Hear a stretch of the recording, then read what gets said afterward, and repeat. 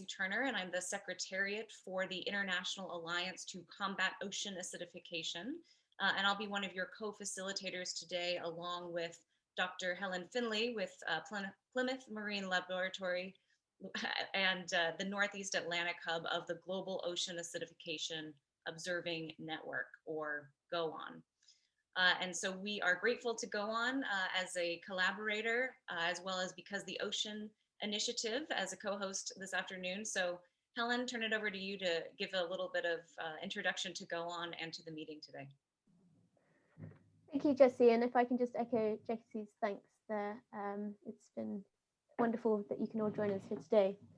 I'll just quickly go through some housekeeping rules, online version of these nowadays. Please keep yourself muted throughout the presentations, as hosts will be able to mute, but it's helpful if you can just keep an eye on that yourselves. The speakers will be invited to turn on their cameras and unmute themselves as they get introduced.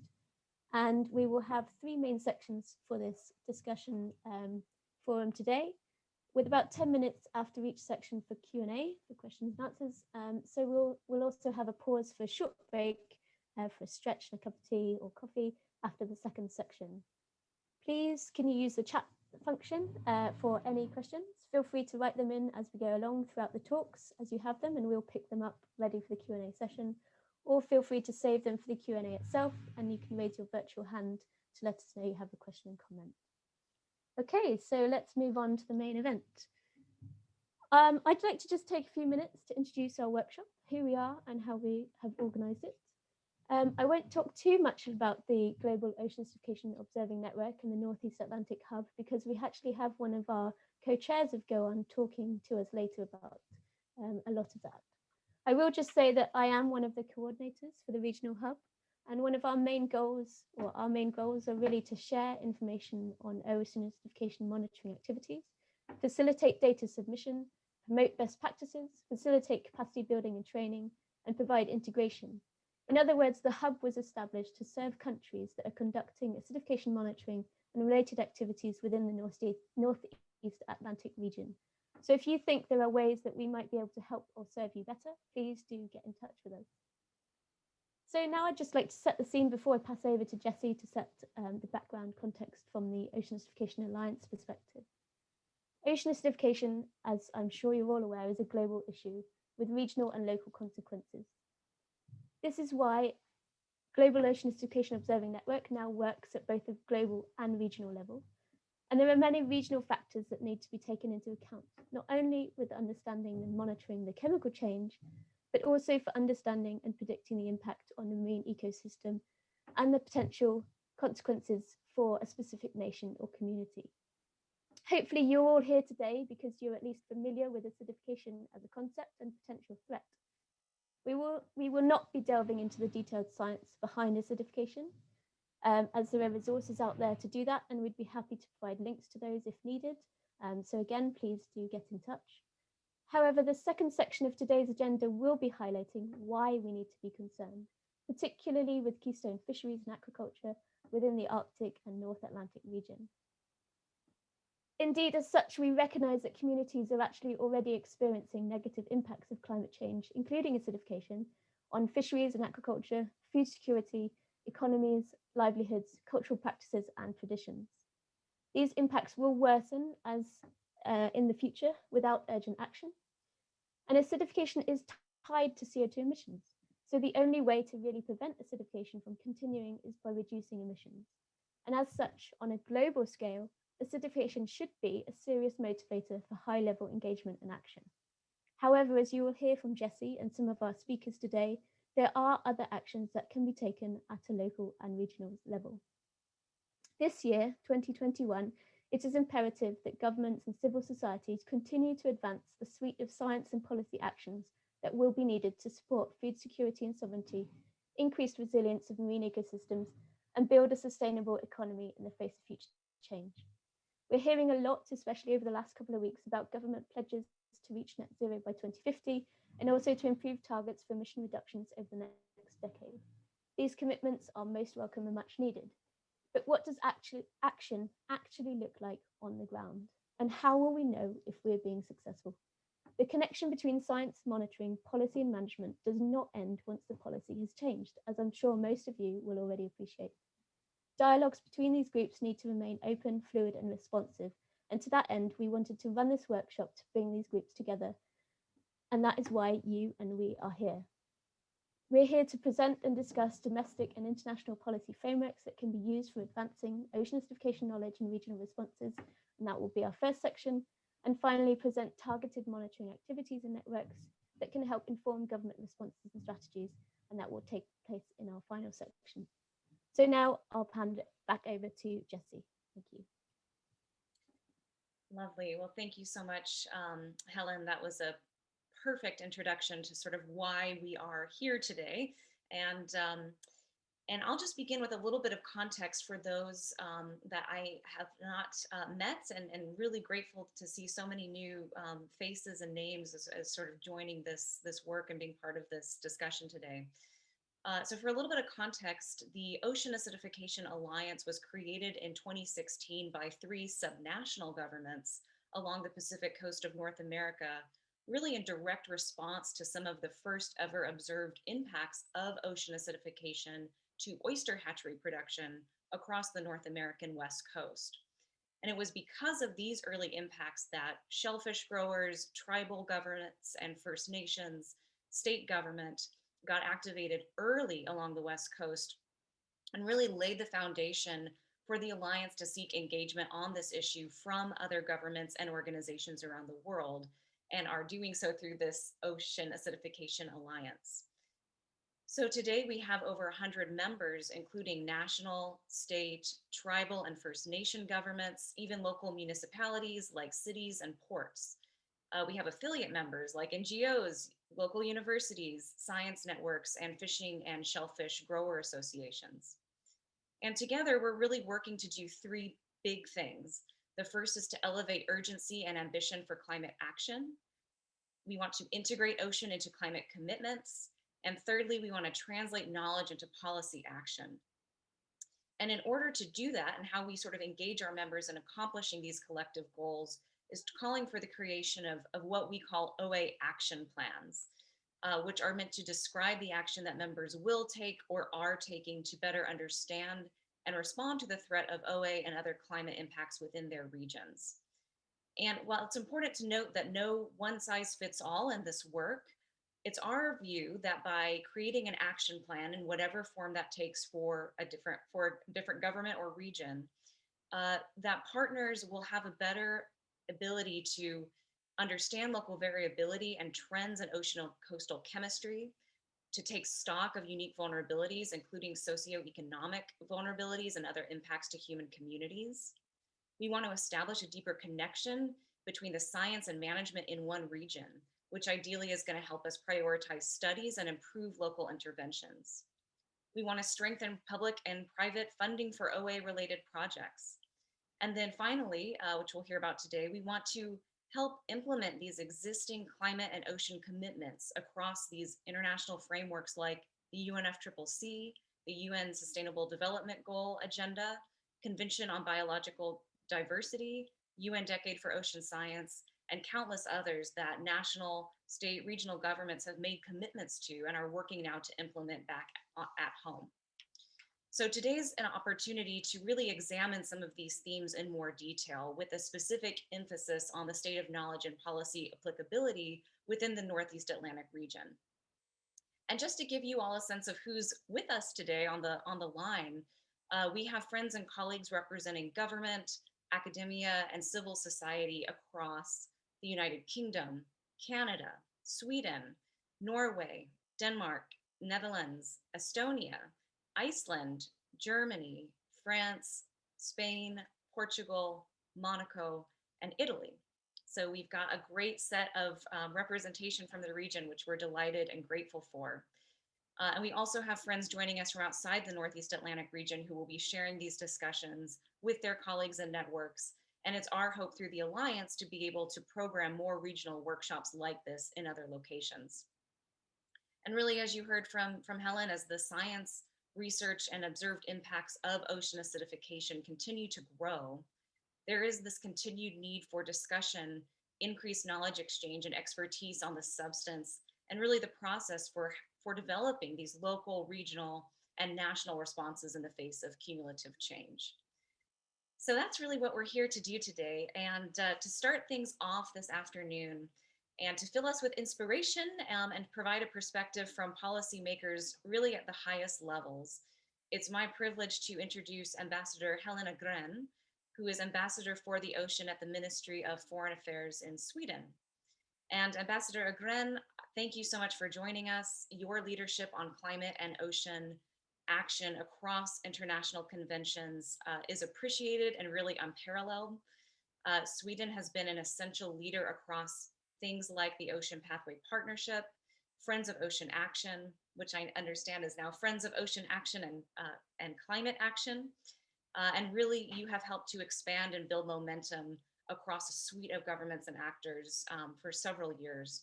So really honored to turn it over to you for your perspective on how governments can or should be thinking about how to operationalize the climate ocean nexus across these high level frameworks, but also domestically and regionally. So Ambassador Agren, turning it over to you. Thank you so much, Jessie, for that introduction, and thank you for the opportunity to address you at this important workshop. I know I have a very knowledgeable crowd on the other side of the screen, and you need no lecture about the 90% heat and 30% of carbon that has been absorbed by the ocean the past decades. Acidification, warming, and deoxygenation must be taken seriously. To save our ocean, we must live up to the Paris Agreement, of course, and cut emission drastically. We must all do more and step up our actions and increase ambition in our national climate mitigation and adaptation plans before the COP in Glasgow, the climate COP. And including ocean acidification plans in NDCs and national adaptation plans or referring to them could contribute to raising attention to this issue. The 2030 Agenda for Sustainable Development as a whole and SDG 14 in particular, and the first UN Ocean Conference hosted by Fiji and Sweden were game changers in raising the ambition and global awareness about the threat to our ocean. The world came together, ocean awareness increased, partnerships were built, and commitments were made. There are today many more countries and partners working actively and tirelessly to raise awareness and ambition and to mobilize resources to meet the challenges. Our collective efforts have paid off with the recent inclusion of the role of the ocean in climate negotiations, which was a major milestone. Despite all the great work of international, regional, national, and local level, none of the SDG 14 targets that matured in 2020 were met. Most of the other targets are also lagging. Poor and vulnerable coastal communities that are dependent on the ocean resources are already hit the hardest by the continued decline in ocean health and degradation of ocean and coastal ecosystems. And the COVID-19 pandemic and its socioeconomic impacts have put further pressure on the already vulnerable. And while naturally focus and response might be on reducing the immediate negative economic effects of the crisis, it is of utmost importance to pursue a holistic approach. And in the wake of COVID-19, we need to build back both greener and bluer. The ocean economy contributes trillions of dollars each year, and it's a cornerstone in the global economy. And the expectations are very high that ocean-based sectors will grow faster than other sectors until 2030. In short, the ocean possesses great opportunities, but at the same time, as we all know, they are under huge pressure from climate change, pollution, overexploitation of resources, and unsustainable use. And we need to ensure that the blue growth is sustainable so that the ocean can continue to provide the ecosystem services and resources that we all depend on. Nearly half of marine species are at risk of extinction by 2100. This can't go on anymore. And SDG 14 is the most underfunded of the 17 Sustainable Development Goals in Agenda 2030. And moreover, the ocean and the role it plays for humanity, the climate system and life on Earth is under research. The UN Decade of Ocean Science provides an important opportunity and to mobilize research and to raise awareness. And the research needed is not only about ocean life, chemistry, seafloor, and physical parameters. We also need refined knowledge and research to improve the efficiency and effectiveness of governance, transformative processes in maritime industries, psychology and behavioral science, including decision-making processes and management of shared resources. We have entered a decade of action, and 2021 is a super year for climate and nature. It presents major opportunities to increase the focus on breaking down silos and addressing global challenges like climate change, biodiversity loss, ocean health, and increasing inequalities, human health, and economic recovery and diversification in an integrated manner, including at the CBD COP15 in Kunming and the Climate COP in Glasgow. That is really what sustainable development is all about.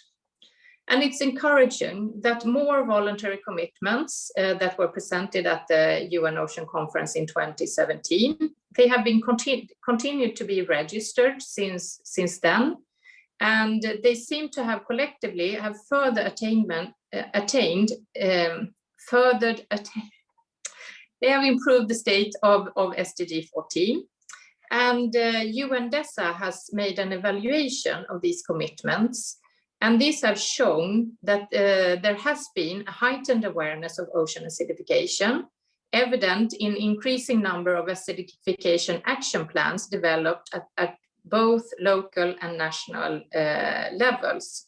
But of course, there are still challenges remaining, like the lack of resources and sustained long-term funding for observation, like gaps in observations, expensive equipment, capacity, and so on around the globe, and also limited awareness. The Ocean Acidification Alliance and its members has done a great job on SDG 14.3. And this year, we must focus on increasing climate and ocean ambition, mitigation as well as adaptation. Mobilizing finance and investments are key, but also to sharpen governance. It may, with both legislative measures and introducing economic incentives, as well as partnering with the private sector. And we have seen also positive progress at regional level. For example, when it comes to the Northeast Atlantic strategy for 2021 to 2030.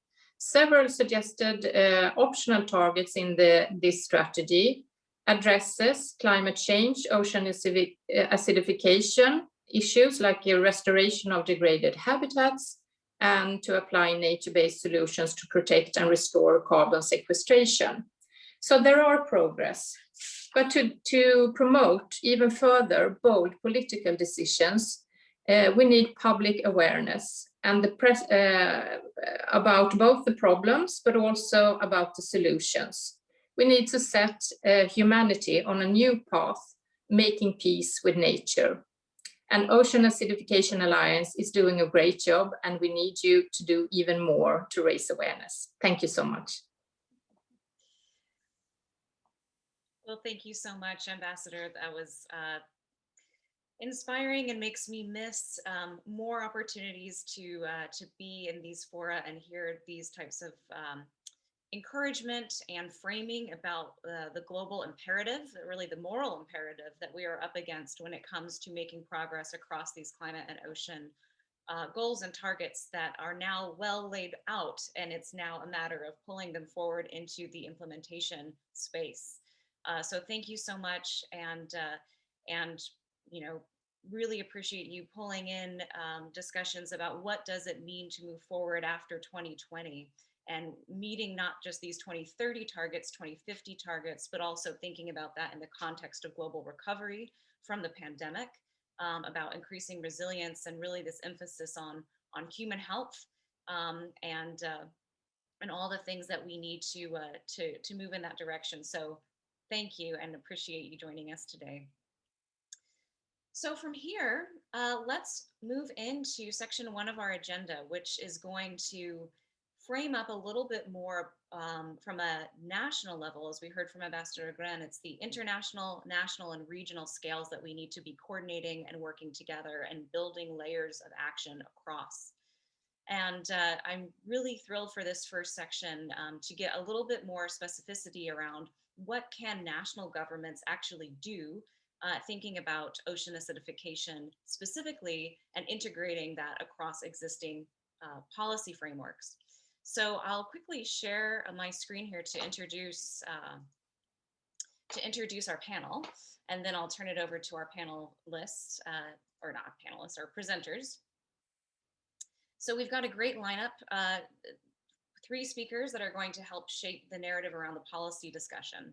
So Dr. Charles Galdiz with the Division of Environmental Management and Planning within the Institute of Earth Systems at the University of Malta, who's going to describe takeaways and recommendations from a recent project, a recent paper, exploring European policies and legislation targeting OA in European waters. From there, we'll hear from Ms. Lillian Hensler with the Netherlands Ministry of Infrastructure and Water Management. The Netherlands is a member of the Alliance and have put forward one of these OA action plans. And she'll be describing the importance of domestic-facing frameworks and strategies. And then from there, we'll have Ms. Kirsten Innesy with the Intergovernmental Oceanographic Commission with UNESCO, who's going to highlight some opportunities for national governments to deliver on SDG 14.3.1, which is, of course, the ocean acidification target and indicator across UN SDG 14. And how that is connected both to supporting SDG 14, but also the UN Decade of Ocean Science for Sustainable Development.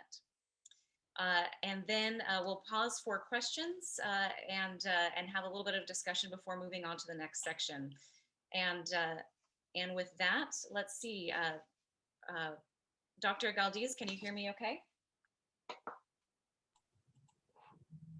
Yes, I can. Lovely. All right, let's see here. Just switch around slides. Apologies.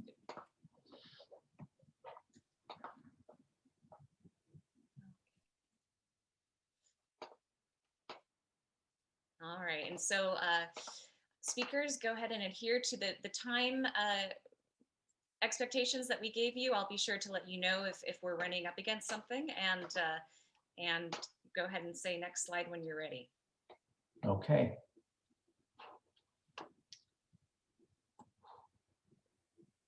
All right. Very good. Okay. So it's a great pleasure for me to be here with you. I thank Jessie for this opportunity and her team, of course. We've been, discussing this for quite a long time now, and now it's the time to present our results and open up this discussion of the first part of this workshop. So our study was about assessing frameworks for implementation of the ocean acidification action and related actions within the European region. This stemmed from a 3-year cost action that is funded as a program, is funded by the European Commission. And it brought about a number of European experts dealing with a wide range of expertise with regards to ocean governance. And this cost action looked at the possibility also of creating internal working groups. And one of the working groups was specifically on ocean acidification and climate change. So we looked at the possibility of gauging the state of affairs with regards to ocean governance, in particular to ocean acidification. And also we had the opportunity also to invite experts, not necessarily from the European region. And for this, we had also the pleasure of inviting Nina, who is here with us today. And together, we also looked at the possibility of doing a joint publication. And I hope that this will be published in the near future. So this 3-year cost action came to an end last year, late last year. And of course, there were other publications related to ocean governance in general. But we were able also to include other people coming from the other working groups to assist us with respect to this recent publication of ours. So next slide, please. Okay, so you can see here the list of experts, not necessarily coming from the working group for dedicated to ocean governance. And here I noticed that Richard Bellerby from Norway is also with us today. That's very good. He was one of the co-authors of this paper. Now, I'd like to point out that this paper started we started to draft this paper way back in 2017 and got published in 2020. A lot of work by a multidisciplinary team of experts from various European countries were available for the study, and their expertise ranged from the biological effects, also from the biochemistry and the physical chemistry of the oceans with respect to ocean acidification, down to ocean governance expertise. So it was truly a multidisciplinary group of experts, and that made the exercise very, very interesting also to conduct. So next slide, please. Right, this is the methodology that we adopted. The nature of the study was quite not complex, but wide-ranging. And it required, as I said, the expertise of different experts, different people, ranging from the science of ocean acidification, but also on the governance. And one good source to look at the heterogeneity, I mean, this was our hypothesis testing, at the European level, what sort of ocean acidification governance related actions were at the time when we conducted the study. And in order to do this, one possible good source of information were legal documents, policy documents, strategies by each of the European countries. We looked at the European Union wide countries, but also other countries that were, that were bordering European waters, but also Mediterranean waters. And experts coming from these countries were also interested to participate. So it was more of a pan-European assessment rather than an assessment of countries, of EU member countries. The research questions were these: how is ocean acidification being addressed by European countries? Another question was, what policy, strategies, research, and legislative frameworks are in place to address ocean acidification?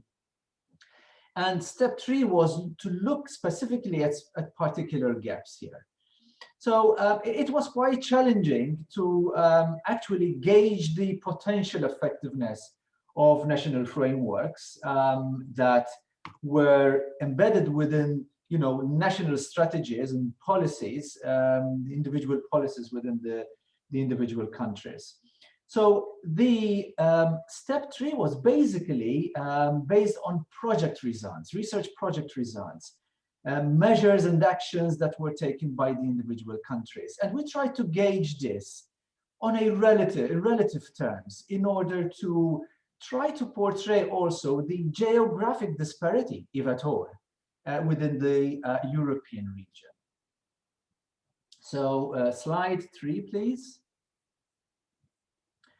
So now we started to look at this heterogeneity, this difference, the spatial difference between the European countries. And here we can see the difference between the countries, and we can see here a strong diversity in the level of effectiveness within the European domain. So this was one deliverable in a way of our analysis at the European level, looking at specific documents, strategies, legislation, and also ways how these referred to some concerted efforts, so to some synergies also with respect to their national approach towards tackling ocean acidification, but also how these documents, how these policies, strategies, legislation also fit in within the overall regional pan-European aspect, especially with regards to European directives.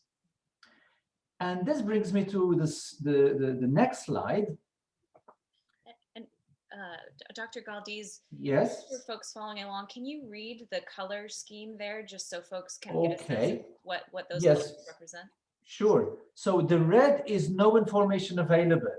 I mean, we also found these type of gaps where very little information was available, you know, by experts that also were working in close coordination with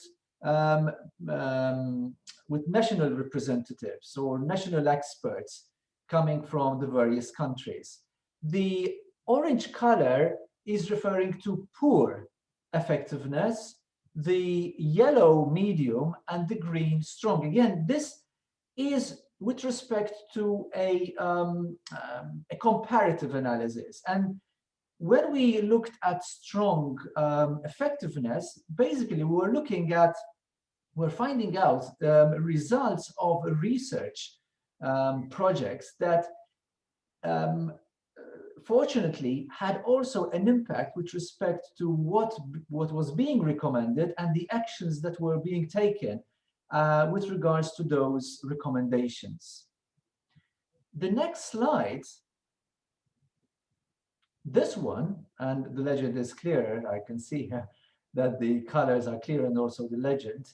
This was based on the kind of reporting that was at the time available, at the time of compiling this, this work, coming from the initial assessment reports of an overarching directive. And here I'm referring to the Marine Strategy Framework Directive, that for those who are well acquainted with this directive, it's a European Union directive that tries to lead all EU states towards a good environmental status of our marine environment. And it has a number of indicators, one of which mentions, but barely mentions, the need to collect information about ocean acidification, but it's a very, very generic one. It's only based on pH. So this was the first opportunity for European Union states to start reporting on this indicator or sub-indicator, we can call it like that, on pH. So again, it was a level of understanding, you know, of the degree of information that was reported at the initial phase of this directive. And here again, we can see a diversity, a wide degree of variation in the information that was reported in these initial reports. And if we can go to the last slide, because time is running out. Thank you. These are the key results on the left-hand side and recommendations on the right-hand side. So these are the key messages that I would like to share with you. based on the experience gained by this, this opportunity to collaborate and work on this paper, and also through our cost action program. So the key results, again, the need to ensure coordinated governance. This really came out very, very strongly from our publication, but also from the working group work in general. Problems and solutions are quite unique with regards to ocean acidification, as you all know, and cannot be bundled together. So it requires some specific approaches to try to deal with this problem. And at the European level, national policies and legislation addressing ocean acidification remains scarce and unfortunately uncoordinated. One important recommendation, I can stop here, is to further strengthen the EU MSFD by making it more comprehensive towards ocean acidification abatement. Perhaps we can have more possibility during our discussion to try to elaborate on this. So I can stop here. So the next slide is some information about, about myself, and anyone who is interested to know more or to exchange some views or viewpoints, there is my email address. Thank you for listening. Lovely. Thank you so much, Dr. Galdiz. That was You're welcome. Perfect presentation to frame up our discussion today. And obviously we'll make this, we'll follow up with resources after this workshop, this paper, your paper, and the presentation being one of many resources for people on the line. So excellent work. Really appreciate you joining us today. And with that, now we can do a little bit of a deeper dive into a national strategy, specifically looking at Netherlands as a case study. So Lillian, can you hear me okay? Yes, I can hear you perfectly. Lovely. All right, we'll go ahead and cue you up and take it away, and look forward to hearing your perspective from Netherlands. Thank you so much, Jessie, for this introduction and for this opportunity, of course. My name is Jen Hensler, and I work on on ocean affairs in the Ministry of Infrastructure and Water Management of the Netherlands. And in the next 5 minutes, I will give a short presentation on the Ocean Acidification Action Plan of the Netherlands. You can go to the first slide, please. So in 2018, the government of the Netherlands joined the International Alliance to Combat Ocean Acidification. And to become a member, we had to formulate an action plan that described the actions the Netherlands is taking to combat ocean acidification and, of course, its effects. And you can also find this action plan on the website of the OA Alliance. And during this presentation, I will give you a short overview of the rationale behind the OA action plan. Why did we decide to join the OA Alliance and draw up an OA action plan? And after that, I will highlight the important aspects of the plan. And finally, I will give a short overview of our recent and current activities in the fight against ocean acidification. So what is the rationale behind the OA action plan? Well, there are a few reasons or insights that prompted the Netherlands to join hands with the many other actors in the OA Alliance. And the first one is commitment to international agreements related to ocean acidification. So, of course, the Netherlands is party to the UNFCCC Paris Agreement and also very committed to the UN Nations 2030 Agenda for Sustainable Development. And these two multilateral agreements provide the backbone to our commitment to healthy and productive oceans. And besides that, the Netherlands is also signatory to other environmental agreements that are of relevance to ocean health, such as the Convention on Biological Diversity. At a more regional level, the EU Marine Strategy Framework Directive also obliges member states to achieve and/or maintain good environmental status of their national marine waters and to take measures to meet the established criteria. So the second one is that ocean acidification threatens both marine and human life. So the role of the oceans in the regulation of global climate and the importance and workings of the oceans as a regulator of atmospheric CO2, that has increasingly become clear. And this uptake is impacting the chemistry of the oceans in ways that may have major consequences for both ecosystems and ocean productivity. And ocean acidification may seriously threaten both marine and human survival if not halted.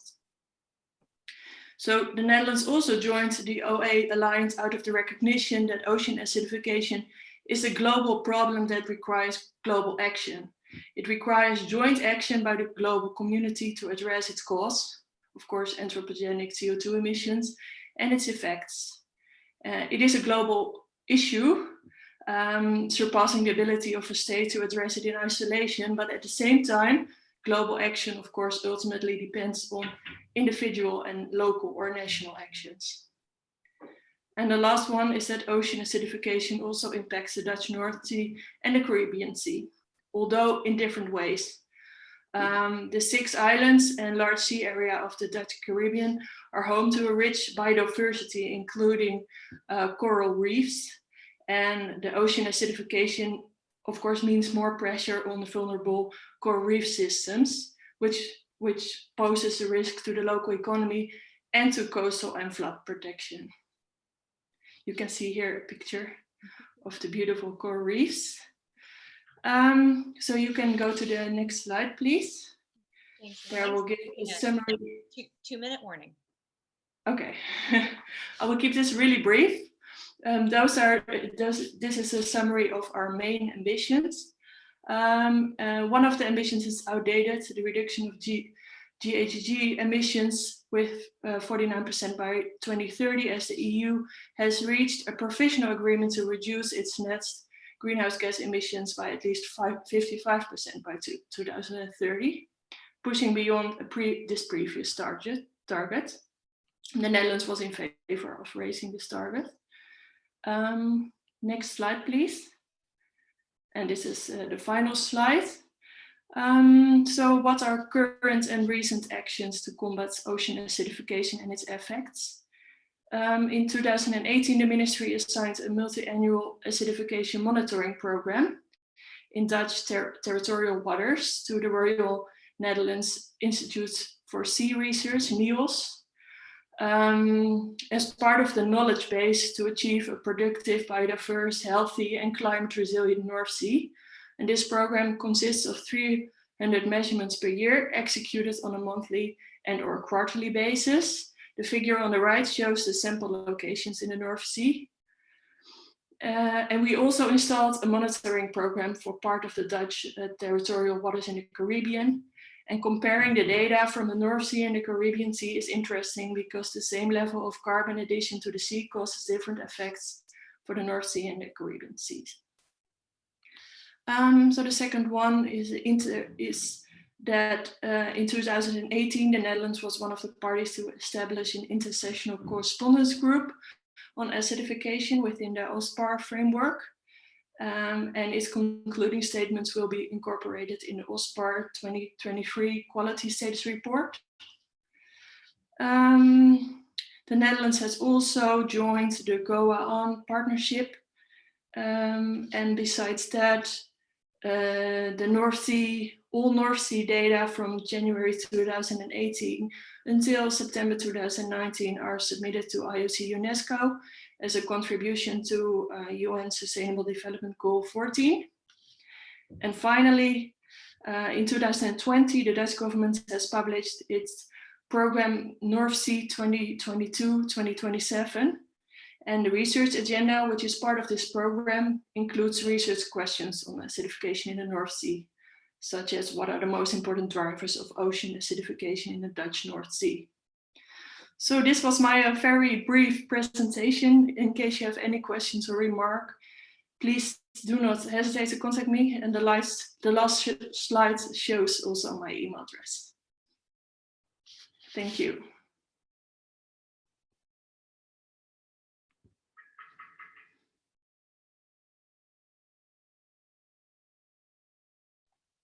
Sorry, I was going to say thank you, Lillian, for that lovely presentation. And we're thrilled to have Netherlands as a member of the Alliance and look forward to more discussions across other Northeast Atlantic government members. Great. Well, to close out this section, I'm pleased to introduce Ms. Kirsten Inesi with IOC UNESCO, who's going to give us a little bit of context about how national governments can further support SDG 14 through the ocean acidification target. So Kirsten, can you hear us okay? Yeah, thank you. Perfect. Great. And I know that this slide deck might be slightly out of date, so you might have to verbally describe the the change, and apologies in advance. All right, I'll put 5 minutes on the clock and take it away. Okay, thank you very much. And it's really a pleasure to be here with all of you, describing a little bit the SDG target 14 and related indicator 14.3.1 in the framework now, but also, of course, in the UN Decade of Ocean Science for Sustainable Development. And actually, I start with the latter part. I start a little bit, next slide, please, with UN Decade of Ocean Science for Sustainable Development and how this can be also, or is one of the new international frameworks, maybe not legal frameworks, but UN frameworks, where ocean acidification research has a place and is important to be supported. The United Nations Decade of Ocean Science for Sustainable Development started this year from 2021 to 2030, and it's a common framework to ensure that ocean science can fully support countries to achieve the 2030 Agenda for Sustainable Development, of which SDG 14, the goal related to ocean matters and to a healthy ocean, is part of. The IOC UNESCO has been tasked by the UNGA with the preparation and implementation of the coordination of the UN Decade of Ocean Science. And during the preparation, it was really clear that there are 7 outcomes, more or less, 7 societal outcomes for the decade, what we want to achieve in 2030. The first one is a clean ocean, the second, a healthy and resilient ocean, a productive ocean, a predictive ocean, a safe ocean, an accessible ocean, an inspiring and engaging ocean. And as you are all familiar with ocean acidification and what it means, I think increased ocean acidification will harm all those issues. And only if we reduce the impact of ocean acidification, if we reduce ocean acidification, we will have a healthy and resilient ocean, which keeps inspiring us and engaging us. Next slide, please. So the UN Decade of Ocean Science for Sustainable Development, it's always important to look at those 2 parts of the title. It's Ocean Science for Sustainable Development. And I think that is where the science for ocean acidification and the observation really feeds into, because it's totally aligned with the vision of the UN Decade, the science we need for the ocean we want. Only if we know where we have ocean acidification, the impacts, and how this as well varies among regions, and small changes can have a big impact. So it's really that with improved national and individual engagement, we hopefully can also in the ocean acidification world have this transformative ocean science solution for sustainable development, connecting the people and our ocean. That's sometimes a little bit the difficult part. You can't really taste ocean acidification and you can't feel it so directly as a human. So it's up to us as well, I think, to communicate that. Under those outcomes and in this framework of the decade, we also have those Ocean Decade challenges. Next slide, please. And there we have 10 challenges. Those are a little bit easier to grasp than those societal outcomes, which are very general. And one of that is the challenge to really understand the effects of multiple stresses of ocean ecosystems and develop solutions to protect, monitor, manage, and restore ecosystems and their biodiversity. As we heard before, as well in the brief introduction, ocean acidification is affecting biodiversity, is affecting ecosystem health, and so ocean acidification research and observation really feeds into that. But of course, ocean acidification, as we also heard, is the main source is our CO2 emissions, and so it is ocean climate nexus where the science and the observations we hope to encourage as well can feed into. And if this information is then freely available, it can be much more than what the individual researcher may be intended to produce, because like that it's available to bodies like us, IOC, who then can also take it back to the UN. Next slide, please. I'm just giving you a two-minute warning. Yeah. So the ocean acidification, and here maybe I come rather to the nitty-gritty here.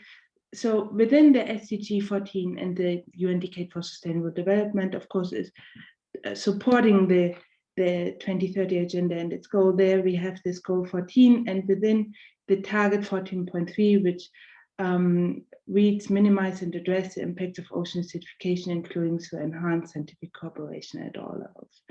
For that, an indicator was identified by the UN member states and the international a group of experts, but however, those were not ocean experts. So it's average marine acidity, pH measured at agreed suite of representing sampling sites.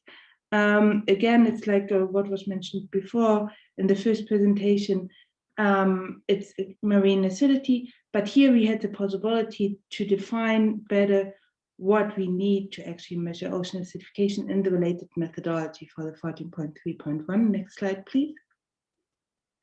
Because we as IOC are the custodian agency for this indicator, means we had to develop the methodology, we have to collect the data on a regular basis, and then report back to the UN.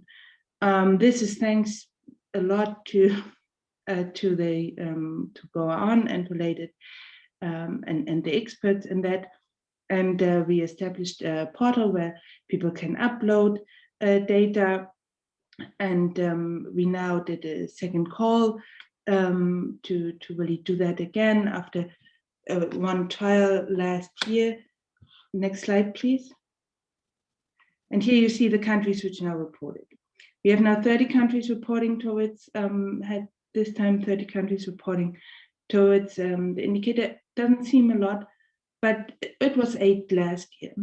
We are also trying to improve now as well, make it easier for countries and scientists to report. So we are connecting with international and national databases, which already have related information, and hope to, like that, really streamline the information flow. Next slide, please.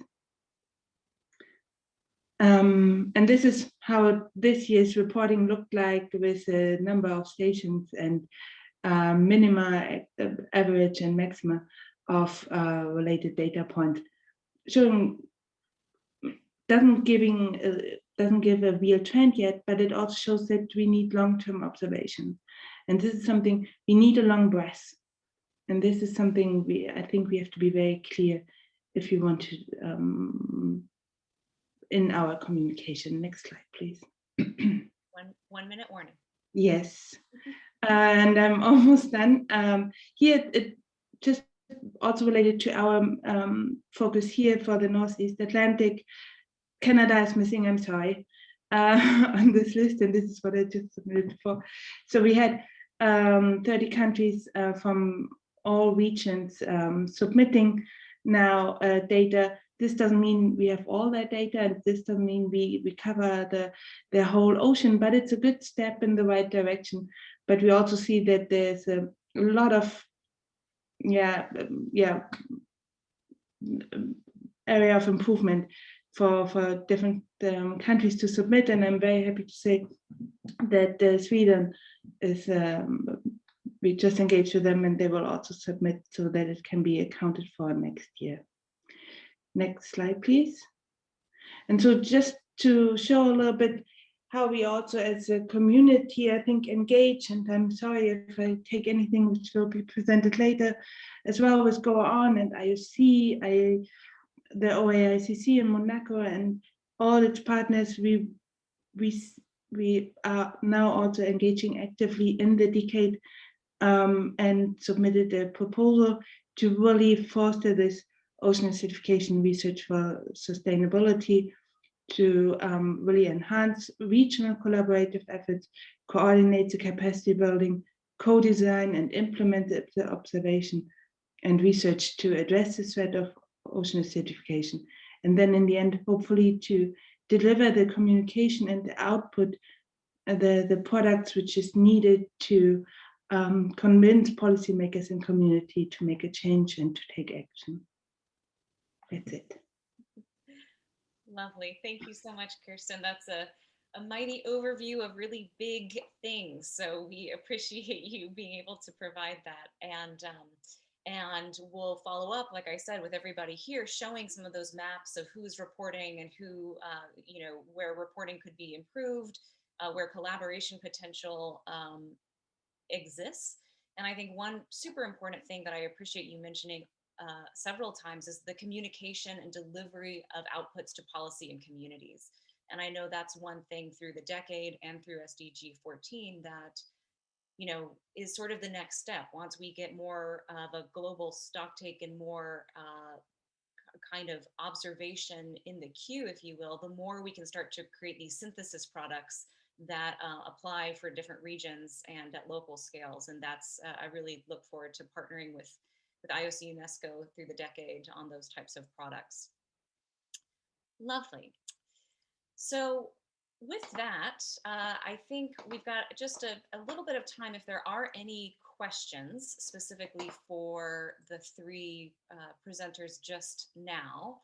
And if there are, I'm going to recommend that we share them in the chat box. And Helen, you might have been monitoring. So Helen, are you aware of any questions we have? And if not, I have one for Dr. Galdiz.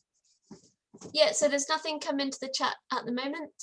So unless anyone writes something in as you speak, I suggest you go ahead and ask your question and then we can see if anything else pops up. Great. So before we move into the next section, I do have one question for Dr. Galdiz, and that is, Dr. Galdiz, you looked at sort of these recommendations for integrating ocean acidification across these existing policy frameworks. And in your, is it your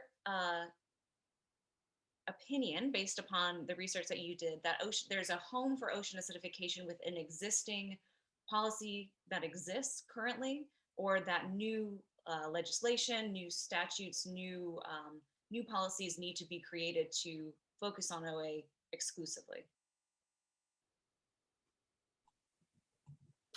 Thanks, Jesse. That was a very clear and challenging question.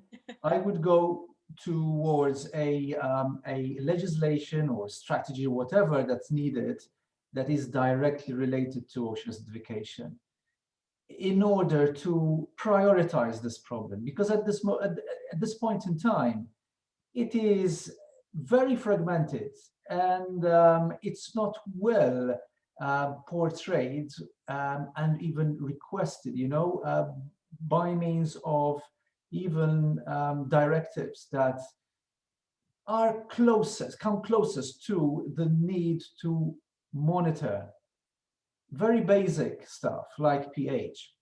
I'm not referring to any biological indicators, for example, for which there are much well-developed biological indicators for other kind of stressors, like marine pollution, like heavy metals, like organic compounds that find themselves in the marine environment, but not with ocean acidification. And I think something in this respect would need to bring in also the importance to understand the problem within the programs that sustain this kind of strategy, this kind of legislation as well. And that's why one of the main recommendations would be to to strengthen such a strategy or even legislation that makes it equivalent to those directives that state, in particular, the levels that one needs to accept, and also those levels that are not acceptable. And these need to be somehow reflected in this legislation. So definitely, I'm all in for something that is specific to ocean governance mitigation, or ocean acidification mitigation. Well, I hope that answers your question. It does indeed, and that's a lot of the work that groups like the Alliance are sort of working to advance those discussions about what types of thresholds and indicators are needed to think about direct management of ocean acidification or increased management of ocean acidification. And I think that's a perfect segue for our next set of presentations. So thank you very much. You're welcome. So Helen, I'll turn it over to you to introduce the next set of speakers. And just to give folks a sense up front, we've got 4 speakers, 5 minutes. We'll do lightning rounds, and then we'll be able to have a little bit of a break before our final section, just to set expectations for folks timing wise. So Helen, over to you. Thank you, Jessie. So thank you everyone so far. So this next section we'll be hearing from 4 speakers now to showcase the state-of-the-art understanding of biological impacts of acidification on key regionally relevant fisheries and aquaculture and implications for economies and society. So the idea here is not to go into detailed science, as that couldn't really be done in a day, let alone 30 minutes, but just to give a brief flavour or a sort of shot glass, if you like, of why acidification is important to consider alongside climate change and the wealth of other pressures that need to be included in policy and management. It will hopefully provide some ideas of the implications for targeted science investment, mitigation, adaptation, resilience building strategies. Unfortunately, as you've heard, one of our speakers has had to drop out today, so I just wanted to highlight that shell fisheries will now not be discussed as we'd hoped, but just to acknowledge really that these are an important component. So things like oysters, conch, lobsters, mussels, clams, they're just a handful of the types of species that are important socioeconomic species, potentially at risk at some point in their life cycle to acidification. And these types of aquaculture and shell fisheries can directly benefit from management science discussions and working together to find solutions to adapt these climate safe practices and policies.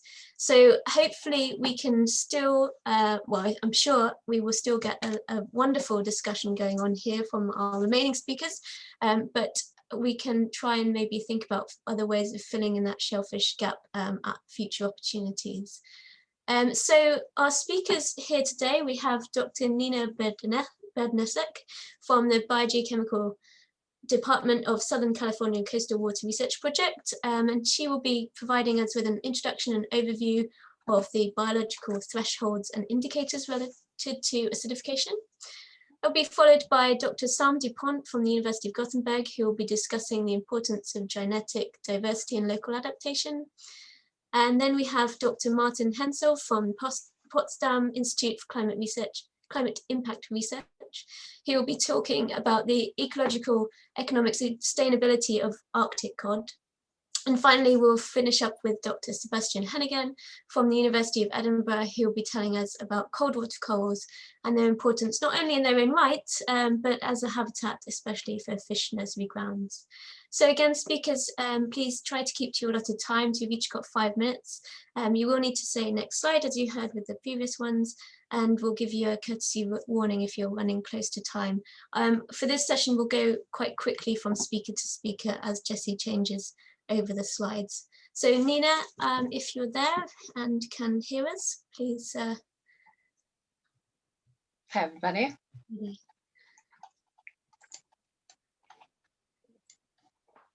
Great.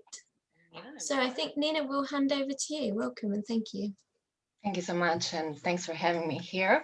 And today I'm talking about the really state of the science, and including indicators and the critical thresholds that are related to the food webs. Next slide, please. So how are we really going about developing the science to assess biological effects to ocean acidification? And here, particularly for the indicators and the threshold development. So this is more like a synthesis work, really, that incorporates laboratory experiments, and then that gets verified with the field observation, but also including and basically backed up by large data synthesis and the expert consensus. And so then on the one hand, we can develop the indicators that are applicable for the monitoring, and they can give us the interpretation of the severity of OA effects, especially in the OA hotspots. And on the other hand, we can develop the thresholds and apply them into the models in the variety of different biogeochemical models across regional global scales, which gives us the prediction of the current as well as future effects on biology in a more complex way, I would say. So let's jump a little bit more into details in these 5 minutes on indicators and thresholds. Next slide, please. So starting with the OA indicator, pelagic indicator theropods, also known as a canary in a coal mine for ocean acidification. So if you don't know the theropods, those are pelagic snails. They have shells and they are part of the zooplankton. They are pretty, they have global distribution, so found in all oceans, but especially prevalent in the polar regions. So why are they such OA indicator? An important one is because they are really sensitive to the oceanification conditions. Namely, their shell starts dissolving in these corrosive conditions, and by the severity of this solution, we can actually understand to what sort of OA exposure they have seen in their natural environment, and that also allows for the regional comparison. And this thing of shell dissolution in theropods is not actually the case of the future scenarios. Rather, it's happening right now. We've seen it in the Southern Ocean, in the Canadian Arctic, subpolar regions. Actually, everywhere we have looked at, we have seen the evidence of shell dissolution. And more importantly, this shell dissolution really explicitly links to the anthropogenic carbon. So it is a human-related consequence. So on the shell on the left is an intact shell, and then we can see increasingly more dissolved shells in the Southern Ocean or Canadian Arctic. Next one, please. So theropods are important food component for a variety of different organisms up the trophic web. So from macrozooplankton, variety of fish, including and important for North Atlantic for cod, herring, and also salmon. And especially the juvenile fish are seasonally really dependent on theropods because their reproductive seasons actually overlap. So if the theropods are actually negatively impacted by OA, we can only infer that fish or the fisheries will very likely see the impacts, the negative impacts over the time as well, with this theropods being such a prevalent and abundant species, especially in the high latitudes. Next one, please. And then the other hand, we were developing the OA thresholds. Just want to point out what was our definition of a threshold. And this is the point at which there is a statistically significant and often negative change in a response against the stressor, in this particular case, oceanification. We were doing the threshold development on 3 different functional groups, on theropods, echinoderms, so sea urchins, brittle stars, so on, and decapods, lobsters, shrimps, crabs, so ecologically and economically important organisms. And all these functional groups actually cover very different habitats, pelagic, epibenthic, benthic, and deep habitats as well. So we have basically collected data from 135 studies and conducted the literature review of 40,000 data points. That was followed by the meta-analysis and expert consensus process, with some of the people being experts on our consensus process as well being here. And as a result, we had developed 35 different thresholds at different pH values. And that goes against multiple pathways of impacts of different life stages and habitats. Most importantly in this case is that these thresholds could have either regional or global application and are applicable to the current monitoring or model data right now. So you could already start doing these applications. So next slide, please.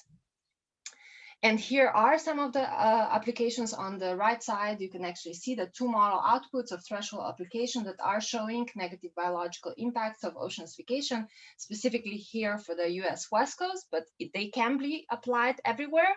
So thresholds as a tool are really easy tools for predicting OA effects across different temporal and seasonal scales, and can be applicable with a variety of different regional models.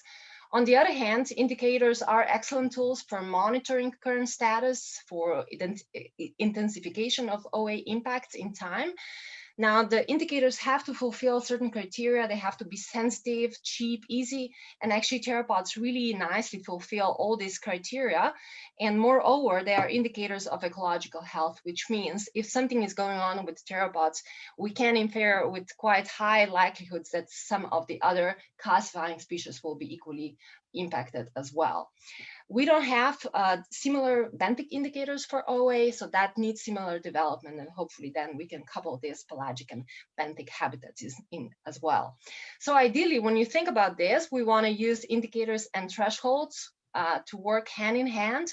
But if we don't have indicators yet developed, we're still thinking obviously and working only for the chemical indicators in here, then at least one of these tools could be used for OA biological assessment, at least to initially assess what is the state of the ocean and the conditions related to OA. And I think because of a variety of reasons, for example, being observations available, models being developed, abundance of theropods, variety of different species that these thresholds represent, North Atlantic and the northwards polar regions are really an ideal region for such tool application to really track this rapid OA intensification in the North Atlantic. All right, so much for now. If you need more ideas or more help on the threshold or indicator development, keep in touch and I will try to help with any of more insights. That's great. Thank you so much, Nina. Perfect. Little snippet there of how you can use tools for thresholds and indicators. Sorry, use indicators and thresholds as tools. So now we move to Dr. Sam Dupont, who will be talking about genetic diversity and local adaptation. Sam, are you with us? I am. Perfect. Once Jesse's modifying my slides, I should be worried. I apologize. Just leading as we That's okay. Right, off you go then, Sam. Thank you. Yeah, thank you very much. Next slide, please. So I was asked to say a few words about genetic diversity and local adaptation in the context of ocean acidification. And basically, if we want to think about this, you have to step back and talk about like the context. And basically, we talked about the SDG 14.3 already. And I really like the phrasing you have there. Like we want to minimize and address the impact of ocean acidification. And the real question is like, how do we do that? Next slide. So basically, to do that, it's a little bit more complex than what the indicator asked for. So what the phrasing of the indicator is that we want average marine acidity, which is very naive and probably useless. Unfortunately, yeah, as Kirsten mentioned, there is no really good methodology to do that, but it's still a strong focus on chemical monitoring. And one of the points I want to make is that monitoring is very important, but monitoring is not enough. It's like if you were sick and you would just take your temperature and think that it's going to solve everything. Next slide, please. So basically, what do we need to do? And that fits really well also in what Kirsten said about, like prioritizing the science to get the ocean we want. And what we can do when it comes to acidification is really mitigation on one side and adaptation. And adaptation really can be divided into two different categories. You can do anything that increase ecosystem resilience, or you can do actions that are more specific to OA. But when it comes to mitigation and basically increase ecosystem resilience, we don't need more science for that. We know more than enough. We know acidification is bad. We know we need to reduce carbon dioxide emission, and we know we need to make the ocean as healthy as possible. But there is still a need for some science to specifically develop adaptation strategies. And that could be changing the way we do aquaculture as an example. And for that, we need specific science and we can prioritize. Next slide, please. But the problem is that there's still this kind of old ecotoxicological thinking in how we should address OA, and that's a little bit visible in the SDG 14.3, is that we used to think in environmental changes in a way that we have a problem like a new pathogen or pollutant arriving in the water. We monitor, we identify the source, we define thresholds, and then from there we develop mitigation options. But the problem is that acidification is different because acidification is not a pollutant. It's something that is naturally in the environment and that ecosystems are naturally experiencing. So pH is there, CO2 is there, it's been there for a while. And that means that you can't expect a single threshold. Like Nina was mentioning 35 thresholds, but actually there must be much more than that if you really want to be locally relevant. Next slide, please. So just to give you an example, if you read the literature about the impact of ocean acidification on biology, at the beginning, you had a lot of paper claiming that acidification is species or population specific. So that means that if you take two species, even closely related, you do the same experiment and you might have completely different results. And just to give you one example, that's a study that has been done in Chile. So they basically compared two different populations of a really important species, copepods, that are at the base of the food web, did exactly the same experiment. So same species, two different populations, same experiment. And in one case, they saw a really negative effect of acidification. And in the other one, they saw a positive effect. So that's, of course, extremely annoying because that means if I want to predict what's going to happen in front of the marine station where I work, I basically need to test everything on everything. And it's just not possible. We can't study all species and all population in the world if we want to be able to forecast what's going to happen in the future. So we need to resolve why some populations are actually doing better than others. Next slide, please. And as always in biology, it relates to evolution. So you have genetic diversity out there, and that leads to different ability to perform, like you and me, we are all different and perform differently in different contexts. So because we are all different, that leads to genetic diversity and different ability to cope with ocean acidification. Next slide, please.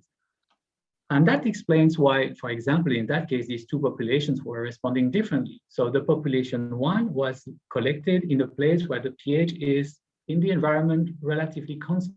So you don't have a lot of fluctuations. When the population two lives in a really fluctuating environment, so they naturally experience a lot of pH variation today. And that leads to a phenomenon called local adaptation, meaning that the population one is adapted to short variation of pH, making them very sensitive to a small pH change that we can expect in the near future, where the population two is adapted to change and cope really well. So that then we understand not only the importance of testing the impact of pH on different organisms or different populations, but understanding why one is sensitive and the other one is actually resilient. And that leads to different experience they have today.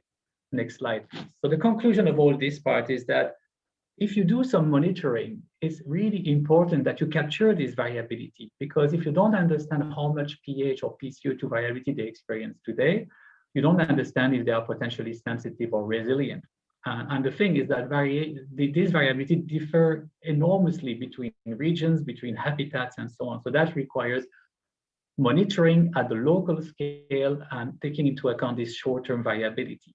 And the second part is that we still don't understand everything about how this variability relates to sensitivity. So we also need a better understanding of the biological response. Next slide, please. Another use that we can have of this genetic variability, you can take advantage of this.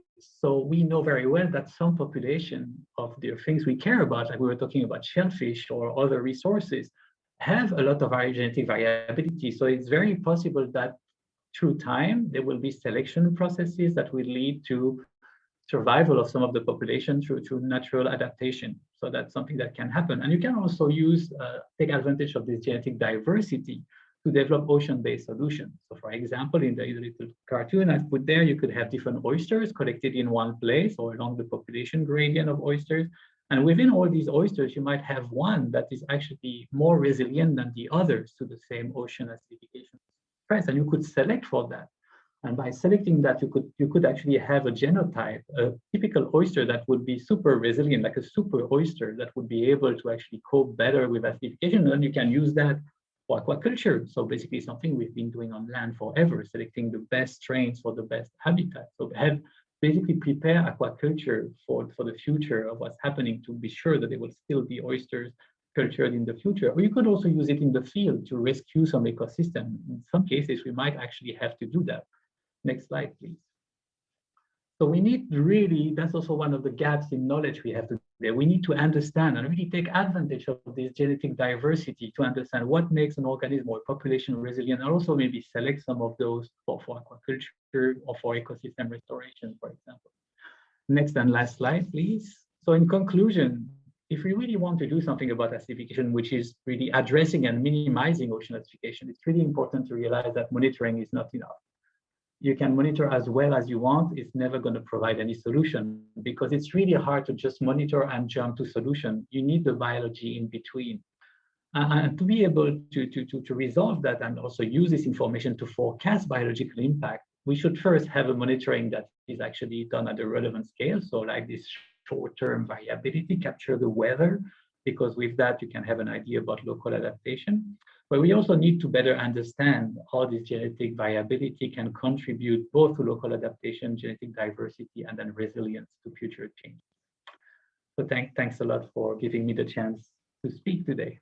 Thank you, Sam. That's great, and good to hear a kind of a second version or a counter to the threshold. So we'll keep moving swiftly on. So as Jesse loads, we're going to hear next from Dr. Martin Hensel from Potsdam to talk about the economic and socio-economic impacts of Arctic cod. So Martin, are you with us here? Yes, hi everybody. Good to see you. Can you go to the first slide? Yeah, perfect. Yeah, good afternoon from Potsdam. My name is Martin Hensel. I'm working as an environmental economist at the Potsdam Institute for Climate Impact Research. And yeah, I was asked to give you a short snapshot of this article that we've published last year in PLOS One about socioeconomic effects of ocean warming and acidification on Arctic cod. This was also part of the Arctic Ocean acidification assessment in 2018. And actually this is joint work, not only with economists like Martin Quas and myself, but also we work together with fishery biologists specifically here to produce this study. Next slide, please. So the key question that we are posing in this paper is how to scale up physiological responses to the level of the fish population, and given the many uncertainties also for Arctic cod that we know, this is not an easy task.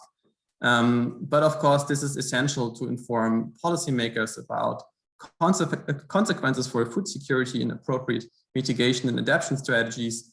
So this paper really is an attempt to fill this gap, although we have these uncertainties. So we did the best we can, so to say. And we do this by in this paper we have the strategy to incorporate the effects of warming and acidification into the stock recruitment relationship within the bioeconomic fishery model. There have been some papers on this, but not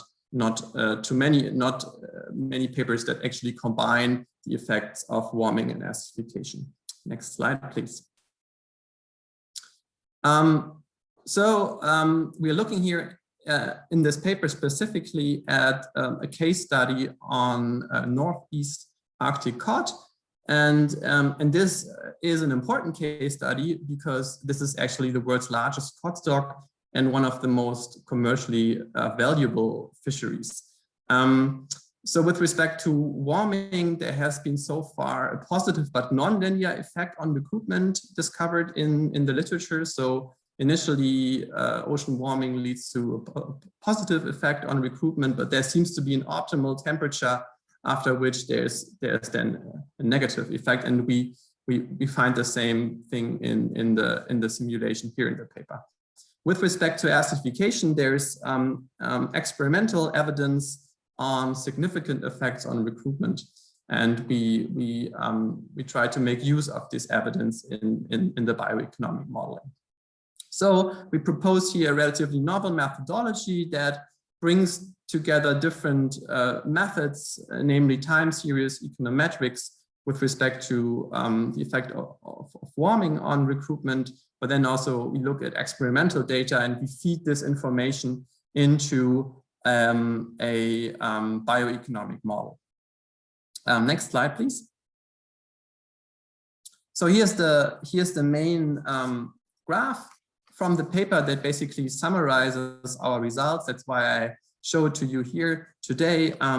It shows the risk of stock collapse indicator. So this risk of stock collapse indicator is constructed by using the age-structured fishery model to compute the resulting steady state stock size under the combined stressors of ocean warming, ocean acidification, and fishing. And then this steady state stock is divided by the unfished steady state biomass for the optimal temperature. So we obtain an indicator basically of how the combined stressors of fishing, warming and acidification reduces the equilibrium stock size of this fish stock.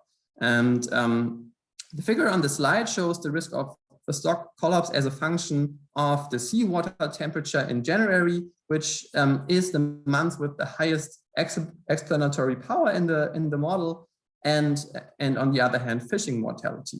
And then darker shades of red indicate a higher risk of collapse.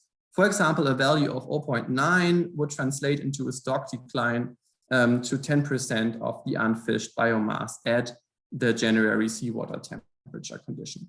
So while the left panel considers only fishing pressure and ocean warming, the right panel takes the additional effect of larvae mortality due to ocean acidification into consideration, indicating a strongly increased risk of collapse. In both panels, you can see nicely the optimal temperature, which is around 4.5 degrees Celsius. It's roughly visible. So at this temperature, the stock can support a much higher fishing mortality for the same risk of stock collapse. But then under the combined effect of warming and acidification, the levels of fishing mortality that the stock can support to minimize the risk of a collapse are much lower compared to the case with warming only. So in this case, the fishery management would have to adapt by drastically lowering fishing pressure on the stock. Next slide, please. So here are the three main conclusions from the paper. Near-term climate change will benefit the fishery as the temperature is still slightly below the optimum for cod reproduction. However, under a business as usual scenario of warming and acidification, this large fishery may be at risk of collapse by the end of the century, even with best adaptation efforts. And these best adaptation efforts refer to reducing the fishing pressure. And for mid-term fishery management, our results really highlight the need for adaptive fishery management in the light of climate change and explicitly taking into account the effect of ocean acidification. Yeah, thanks. If you have specific questions, you can always email me, or maybe there's a bit of time for questions. That's fantastic. Great, lovely overview there of your paper and work. So we'll move swiftly on to our final presenter for this section, which is Dr. Sebastian Henninger. So Sebastian, are you there? Yes, I'm here. Thank you. Lovely. Super. Okay, well, thank you. I'd like to speak a little bit now about cold water corals, the habitats they make and the biodiversity that they support. But just before we go any further, I just want to focus on this picture quickly, because to me, I think this captures one of the challenges that we have with working with these deep sea habitats. So we heard from Sam about the importance of understanding the variability and really getting to grips with the ecosystem you're working with. And with these deep sea habitats, they're difficult to get to and they're expensive to get to. And quite often what we're left with is a snapshot like this. So here we're looking through a porthole from a submersible or a video from an ROV, and we're limited in the amount of data that we capture, both visually, water chemistry, but also coral samples as well. And this is a challenge for our community going forward, is how can we use that information to better conserve and manage these ecosystems? Next slide, please. So what do we know? Well, we know that these habitats are widely distributed from 30 meters down to around 3,000 meters. And we also know that they're mostly made of dead coral skeletons. And at this picture, the top right here, all this gray coral is dead coral. The live coral is the white coral. And the complex structure that they make from all the branches supports high levels of biodiversity. And we have a little schematic at the top here where you can see there's a reef, there's lots of biodiversity, and as you move away from the reef, that biodiversity decreases. We also know that lots of fish species and all sorts of biodiversity use these as nursery grounds. A nice example of sharks and rays, you quite often see their egg cases within the coral framework. And we also know that these corals can survive in aragonite undersaturated conditions, so future ocean acidification scenarios. And we know this from in situ evidence. We can see some live corals living in aragonite undersaturated water, and also from long-term experimental studies.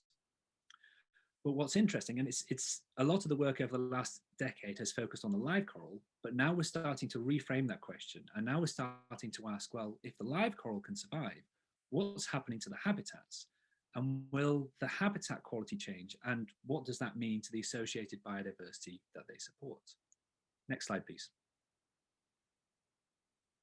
So here we have a little video. So these are two coral skeletons. So at the moment, we're going through the coral skeletons from top downwards.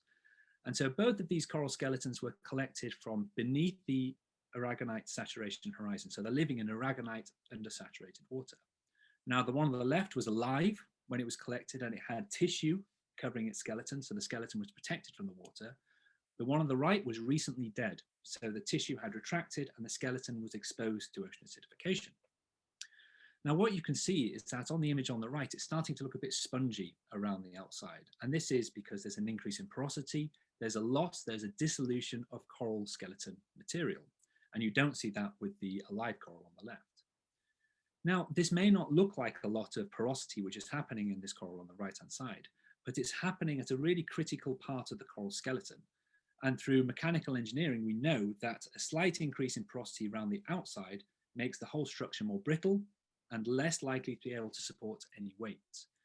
Now, when we realize that these reefs are mostly built up of dead coral skeleton and that they're supporting the live coral on top of them, this porosity starts to become very important very quickly. Next slide, please. So we can think about this in this kind of conceptual model. So on the left-hand side, we've got a bit of a chemistry bar. In the middle, we have a coral reef slice, and this is going from above the aragonite saturation horizon to below.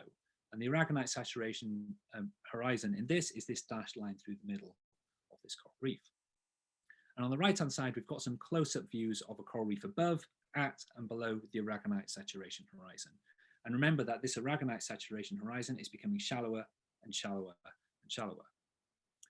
And two main points I'd like you to take away from this is that in reefs which are living beneath the aragonite saturation horizon, you're still getting live corals, but what we're starting to see is a complete change in the habitat. So we're going from a very complex, three-dimensionally complex habitat to something a lot simpler, a lot smaller, and you're losing a lot of the framework which a lot of the biodiversity relies upon. So we will start to see changes in the biodiversity. And this habitat simplification is something that we see in the field as well. And going off the west coast of the United States, we see this in reefs above and below the aragonite saturation horizon. Next slide, please.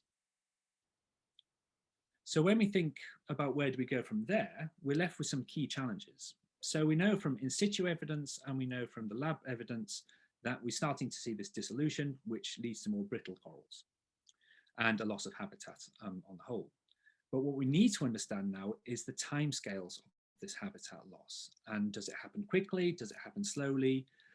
And we also need to be able to tie this to a predictor variable. So for example, the aragonite saturation. Now these first 2 points we're well on the way to sorting in the next few years. We should have a good handle on that.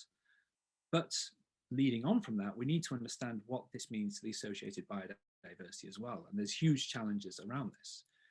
Do we have to see a complete loss of habitat to see the change in the biodiversity, or is it pretty robust? What happens? And so we need to understand that, and then how that then leads up the food chain as well. So that's a bigger issue. But once we bring all that together, we'll be able to assess the risk of habitat and biodiversity loss for all of these cold water reef systems. And that's the point that we can work with managers and look at many mitigation strategies as well to figure out which reefs are most at risk now and which are the most urgent in terms of the protection needed. So I'm looking forward to, if there's any other questions, I look forward to answering those in due course. Thank you. That's great. Thanks so much, Sebastian, and to all of our speakers for that session. I hope that's given everyone a little flavour of the biological work that's being undertaken, the complexity of it, and the science questions that still need to be carried out alongside just monitoring for the carbonate chemistry. So I think we probably have time for a couple of questions. There's been some excellent chat going on and discussions. Richard Bellaby posed a question to Nina, which she's answered within the chat. So I think we'll let that one pass through. But Nina's also put a couple of references in there if anyone wants to pick those up as well. But there is a question to Sam Dupont, which we can ask. This is from Ali Basal Mahoub, sorry if I've got that completely wrong. Are patterns of genetic differentiation driven by small-scale environmental differences? Yeah, good question, Ali. Thanks for this. The answer is yes, we have evidence of that, that sometimes you have a strong pattern of local adaptation over a relatively short distance that are driven by small scale of environmental changes. And we also have examples of that in the field of OA. I'll type a reference in the chat of a work we've done with some Chilean colleague, with Steve, who is also here, where we could see that depending on different populations and different variability, we could see that they were locally adapted and very likely to genetic adaptation. So some populations were coping better, than, a little bit like the copepod examples that I showed you. And basically what seems to drive the selection is the extreme pH they are experiencing today.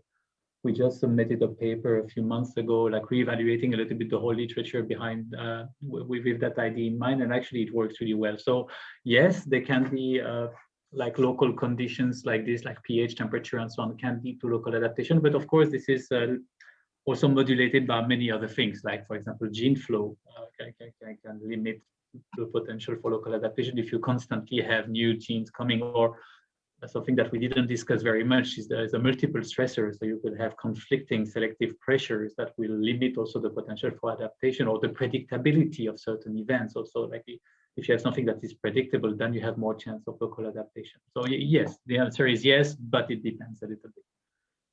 Great, thanks, Sam. So I don't see any more cropping up there. There's some great comments about how good the talks have been and visualizations.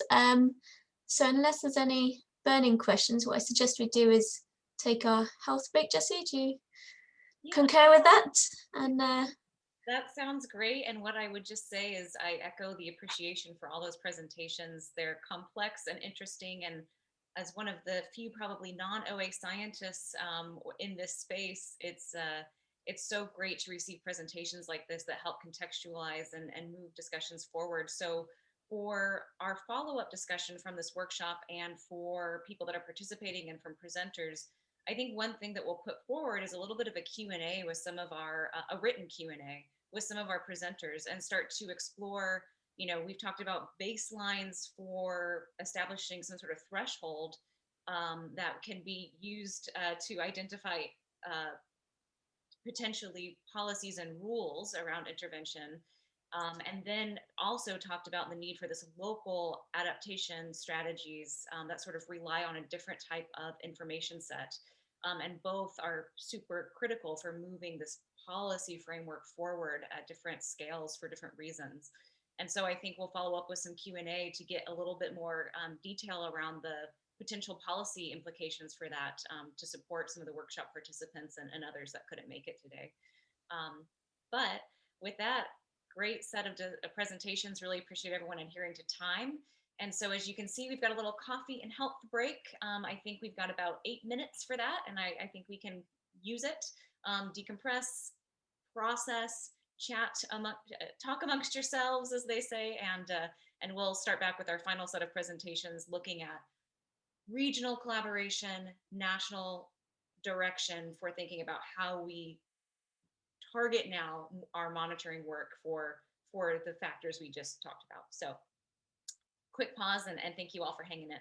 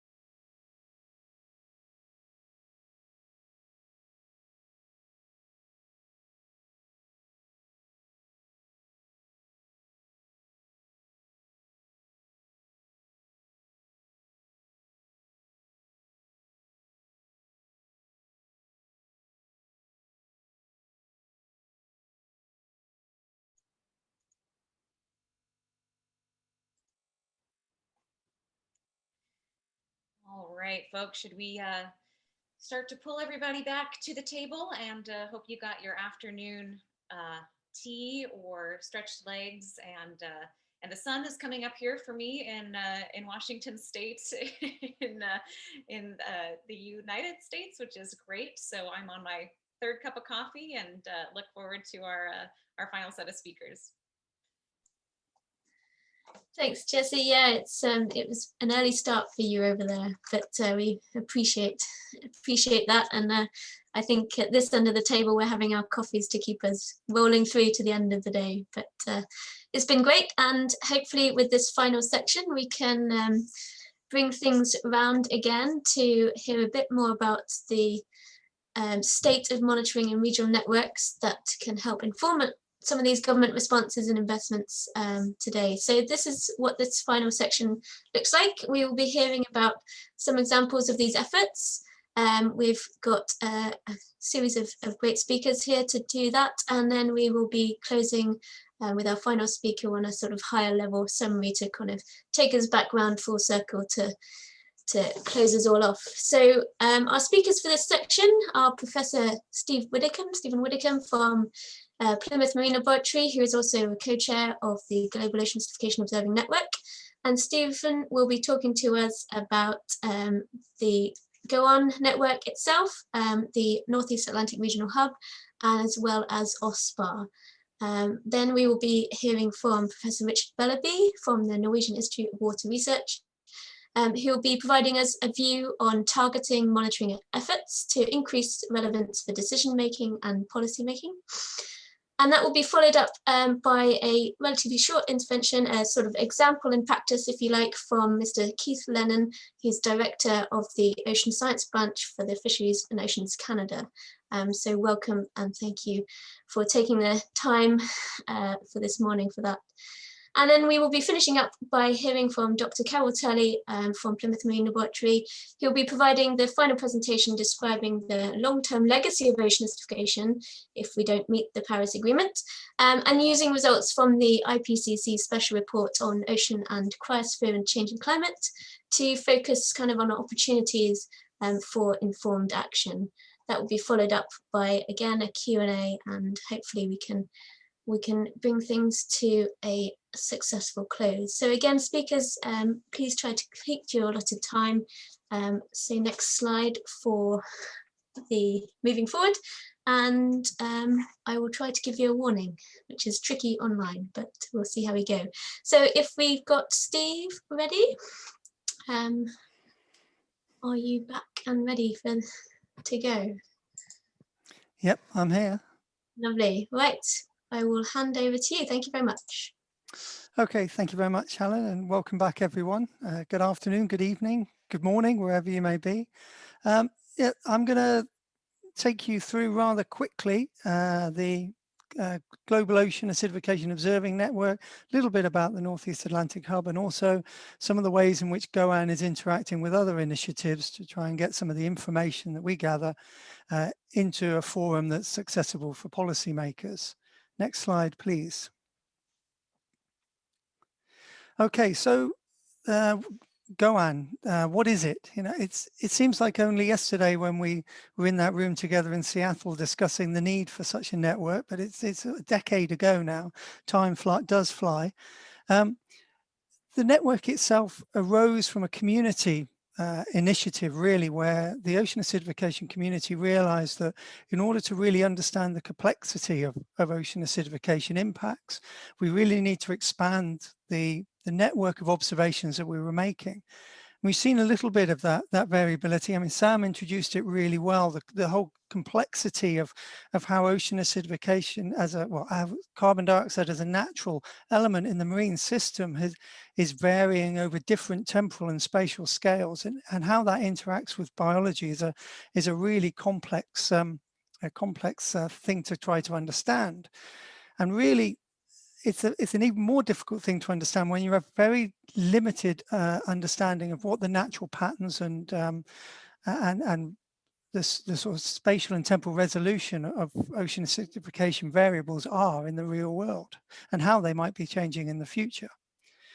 So when it was formed in 2012, we set ourselves sort of 3 major challenges, and this was about documenting the status and progress of ocean acidification, not just in the open ocean where conditions were relatively stable, but in those highly dynamic, difficult to understand complex places such as near coasts, estuaries, transitional waters, and particularly in those habitats which had a strong biological influence over ocean acidification parameters such as coral reefs and seagrass beds and other such complex habitats.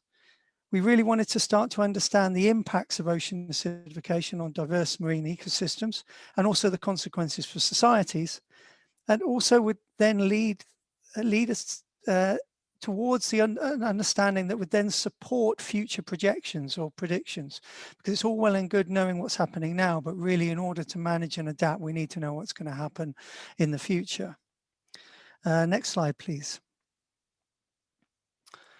So we set out at the beginning what we felt was what a integrated ocean acidification observing network might look like. And obviously you can't have a network without people.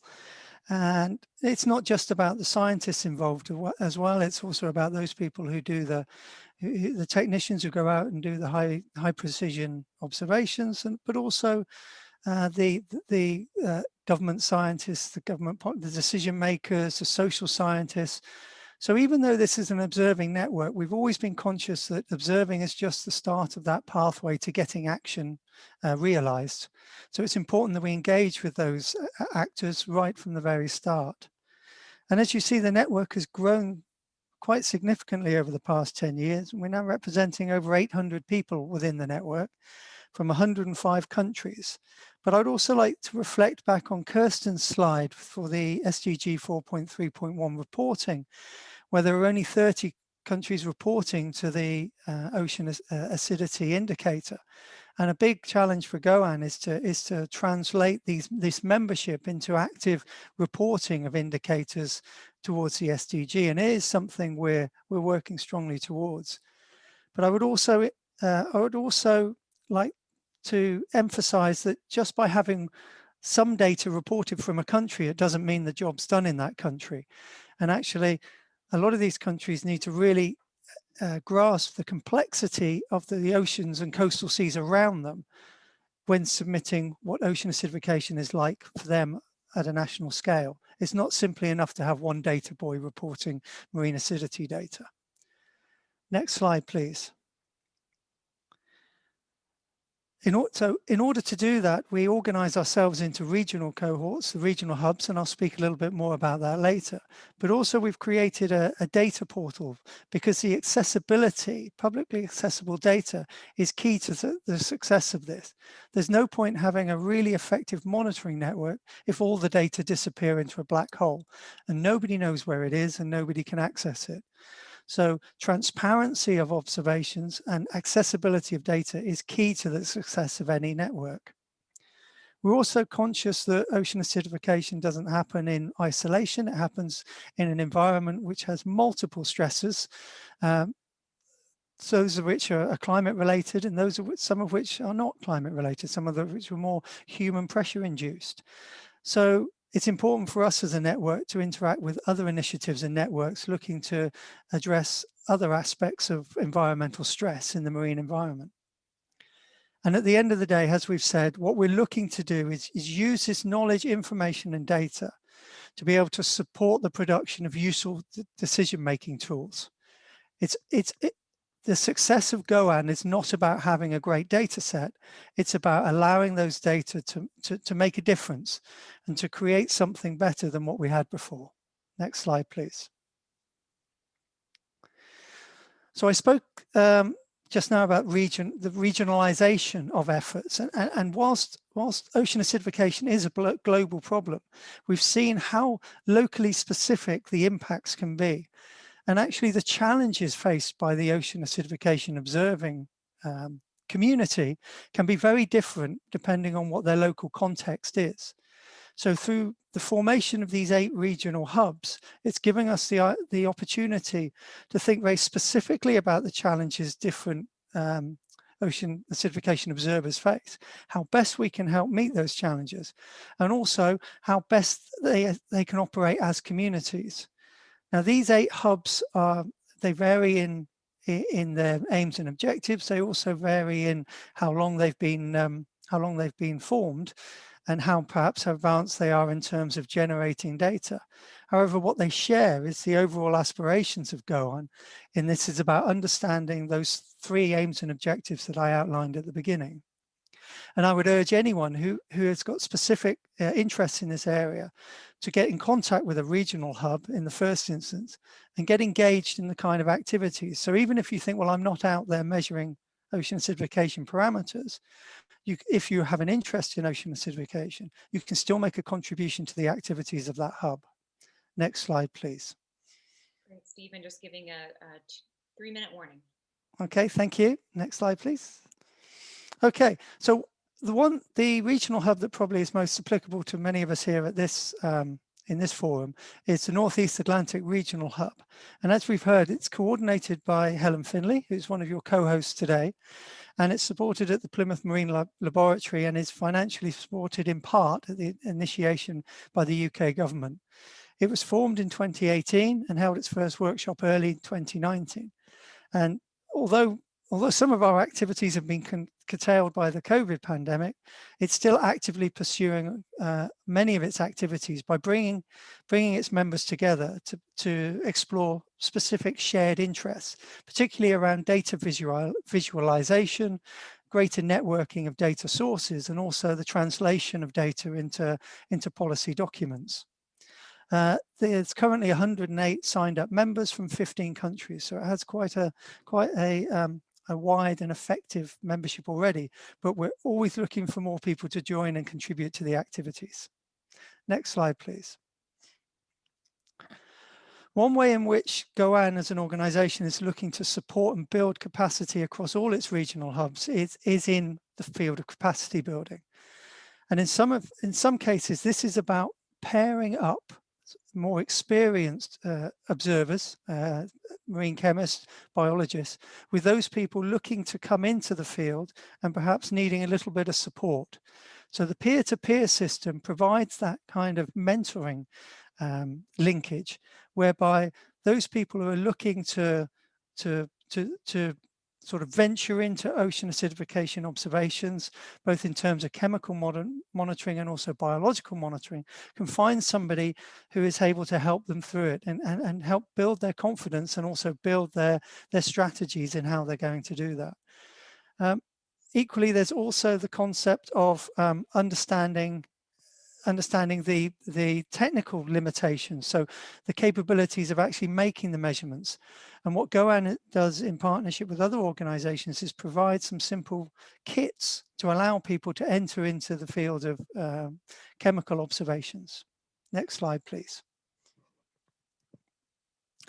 As we said, it's not about taking measurements for measurement's sake. It's about making sure that we're using the network's understanding and knowledge in order to make a difference in terms of supporting decision makers and hopefully focusing policy developments down the right route. And this has been going on for many years now. Early example in 2015, GoAn members have assisted with the development of the SDG indicator, which Kirsten explained the background to earlier in this session, or in this event.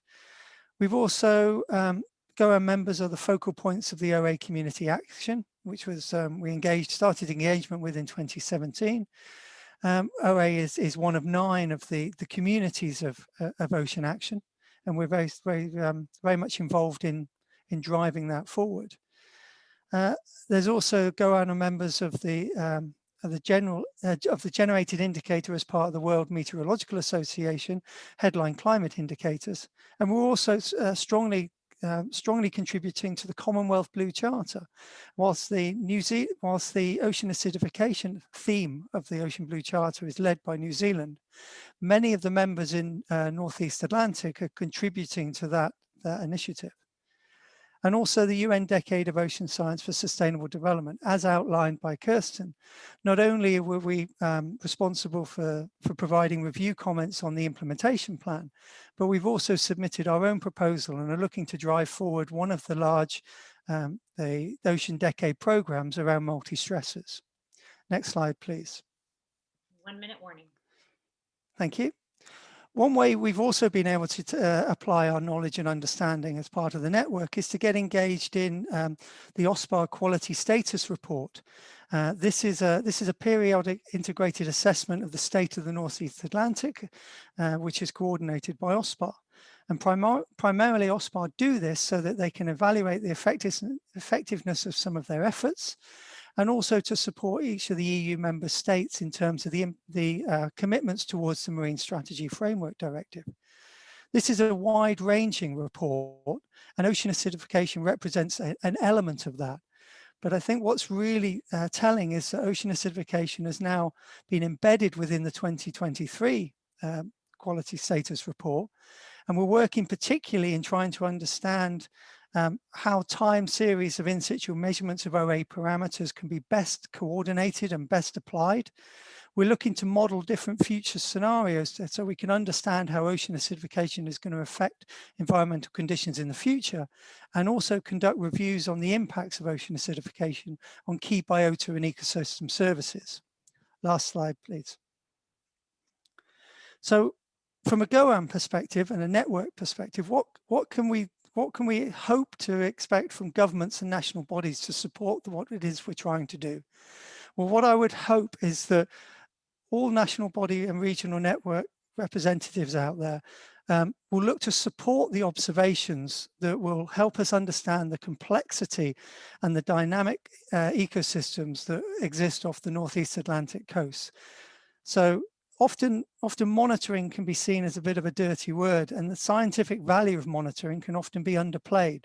But I think in the field of ocean acidification, having sustained, dynamic, repeated long-term observation is critical in order to us to understand the consequences and implications of the policy decisions that are made. I would hope that governments and funding agencies continue to invest in future R&D to enhance observing capability, and also in data handling. Data handling is key. Often data are collected, but because they're not handled correctly, they become invisible to those who need it, and their power to be able to inform interpretation is reduced. I think funders need to stipulate that all data collected need to be effectively collated and made available. There's no point hiding data away. And I think as a funder, they have the power to insist that happens as part of the funding conditions. And also I look towards governments and national bodies to actually make use of this data and knowledge that we're producing. So please engage with us, work with us, because we really want to make sure that the data we collect is useful for you, and it's actually meeting the criteria and the commitments that you have. So we look forward to engaging effectively with you as we take the network forward. Thank you very much. Thanks, Steve. That's a lovely overview of GOAN and the capabilities. So I think that takes us nicely now into Professor Richard Bellaby's talk, where we'll hear a bit more about what is the relevant monitoring efforts needed for decision and policy making. Richard, are you with us? Yes, I'm back. Lovely, thank you. My computer crashed because of the huge amount of information that came from Steve's talk. So I had to reboot it, but I'm back now. So anyway, I thank you for the opportunity to speak to you. I am going to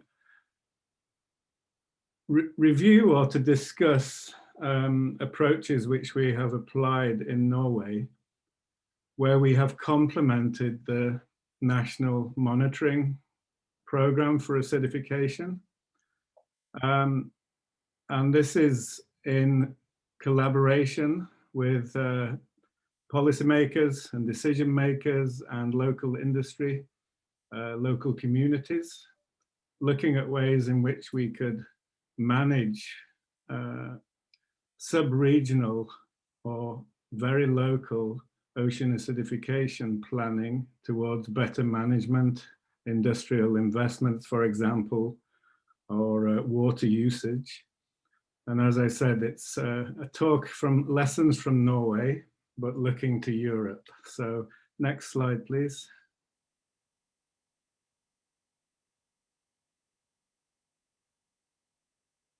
Can you hear me? Yes, can you see the next slide on your screen? No, it's come up now. It was just a bit slow.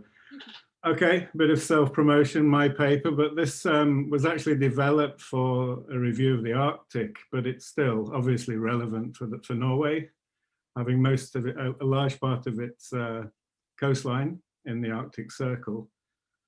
But we have to think very differently when we are trying to understand acidification. It is not open water acidification with simple CO2 cycling and dynamics. We have a very strong connection with the terrestrial sphere. So we have variable and intensifying freshwater inputs, bringing in organic, increasing amounts of organic carbon and organic material.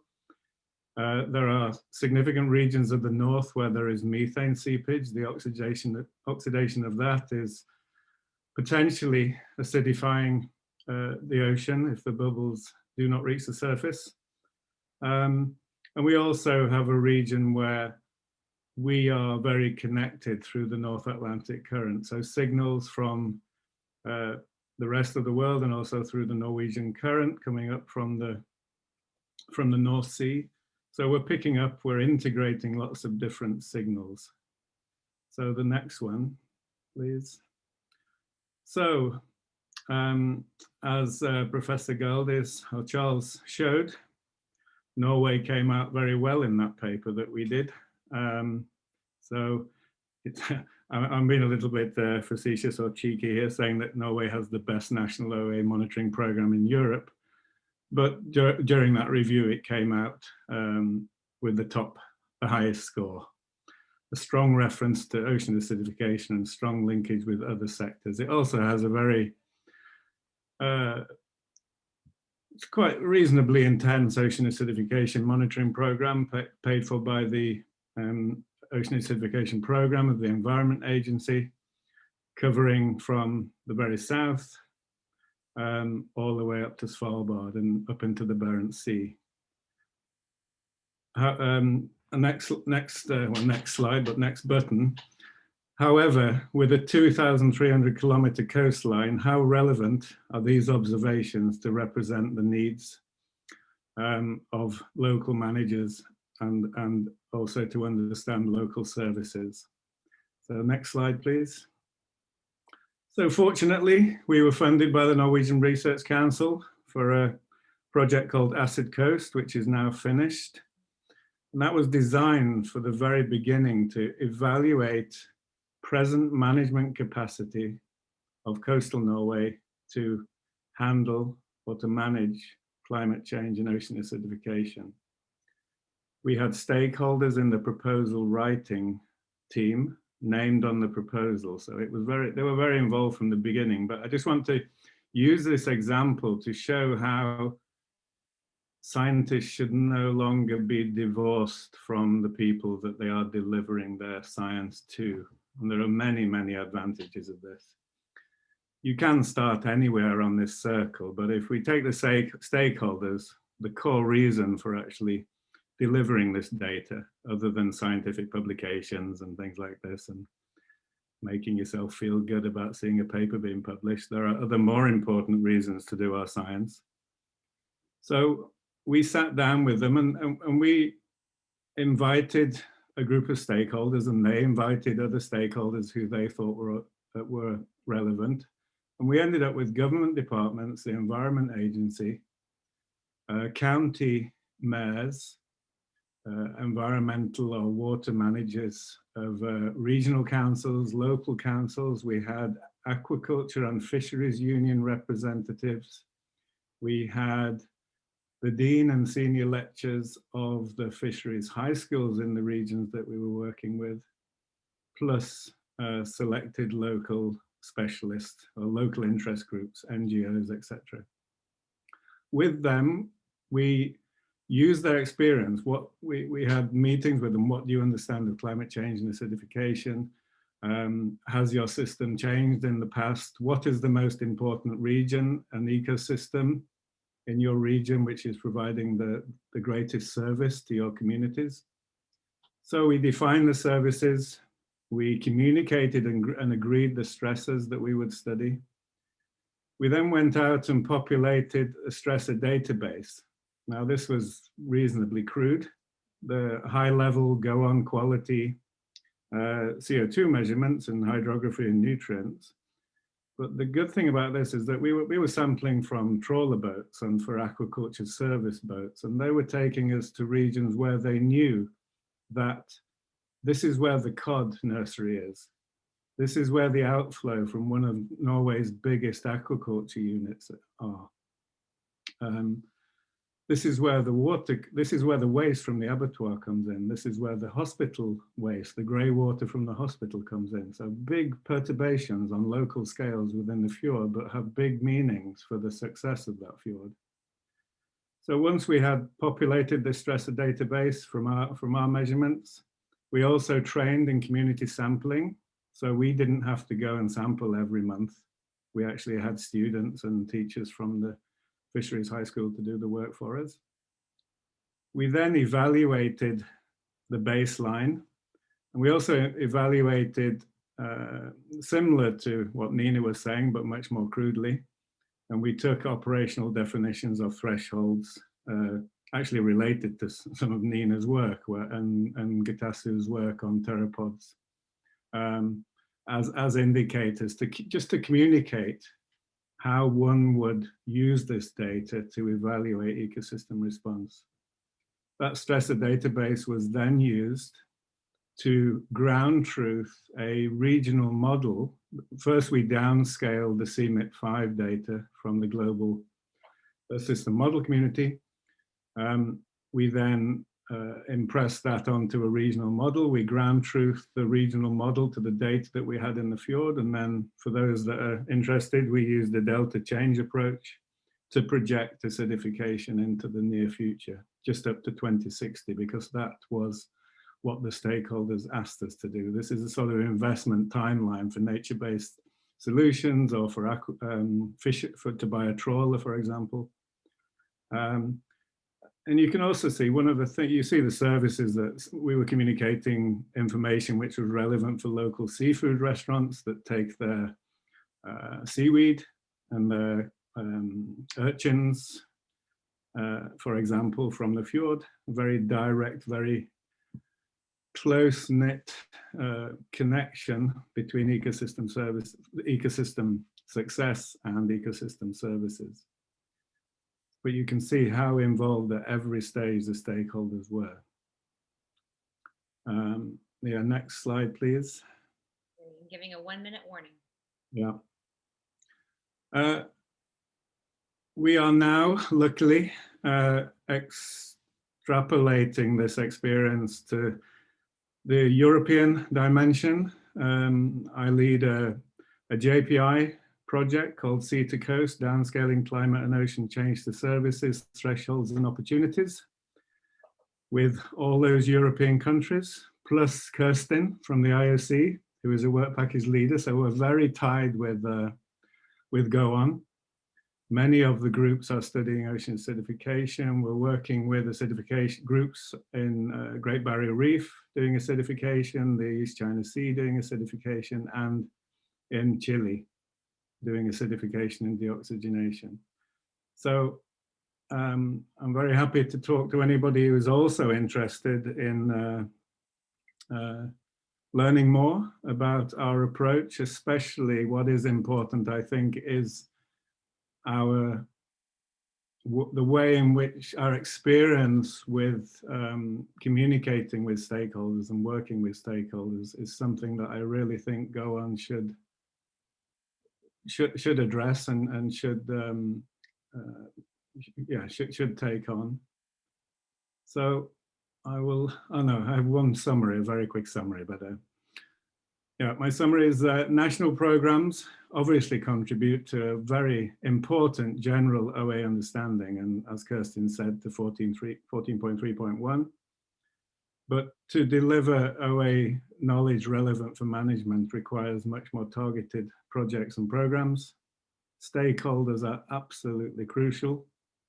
It promotes greater utilization of the results. It also gives us access to areas which we wouldn't get to if we didn't have that stakeholder. For example, we were allowed to go closer to aquaculture units than the law allows.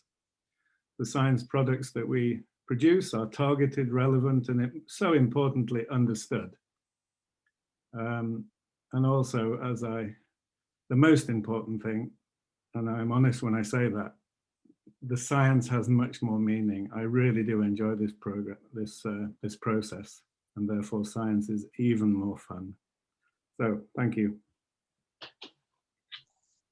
Thank you so much, Richard, and shows that we can do some great science, have fun, and make it meaningful in much more useful ways than just going about doing science for the sake of science. And we have another, hopefully we have another example in practice here from Mr.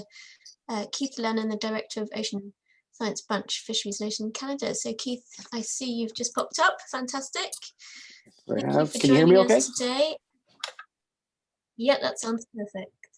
So we'll let Jessie get your slides, and thank you again for joining us, and I'll hand over to you. Okay, first of all, thanks very much for having me. I really appreciate the invitation today. I have to say, similar to Richard, got to love working in a virtual environment. Had the opportunity to have my get kicked off of the session about 5 minutes ago. So I'm glad I was able to get back on in time to give this quick presentation. So unfortunately, I can't see myself. So as long as can you guys see me okay?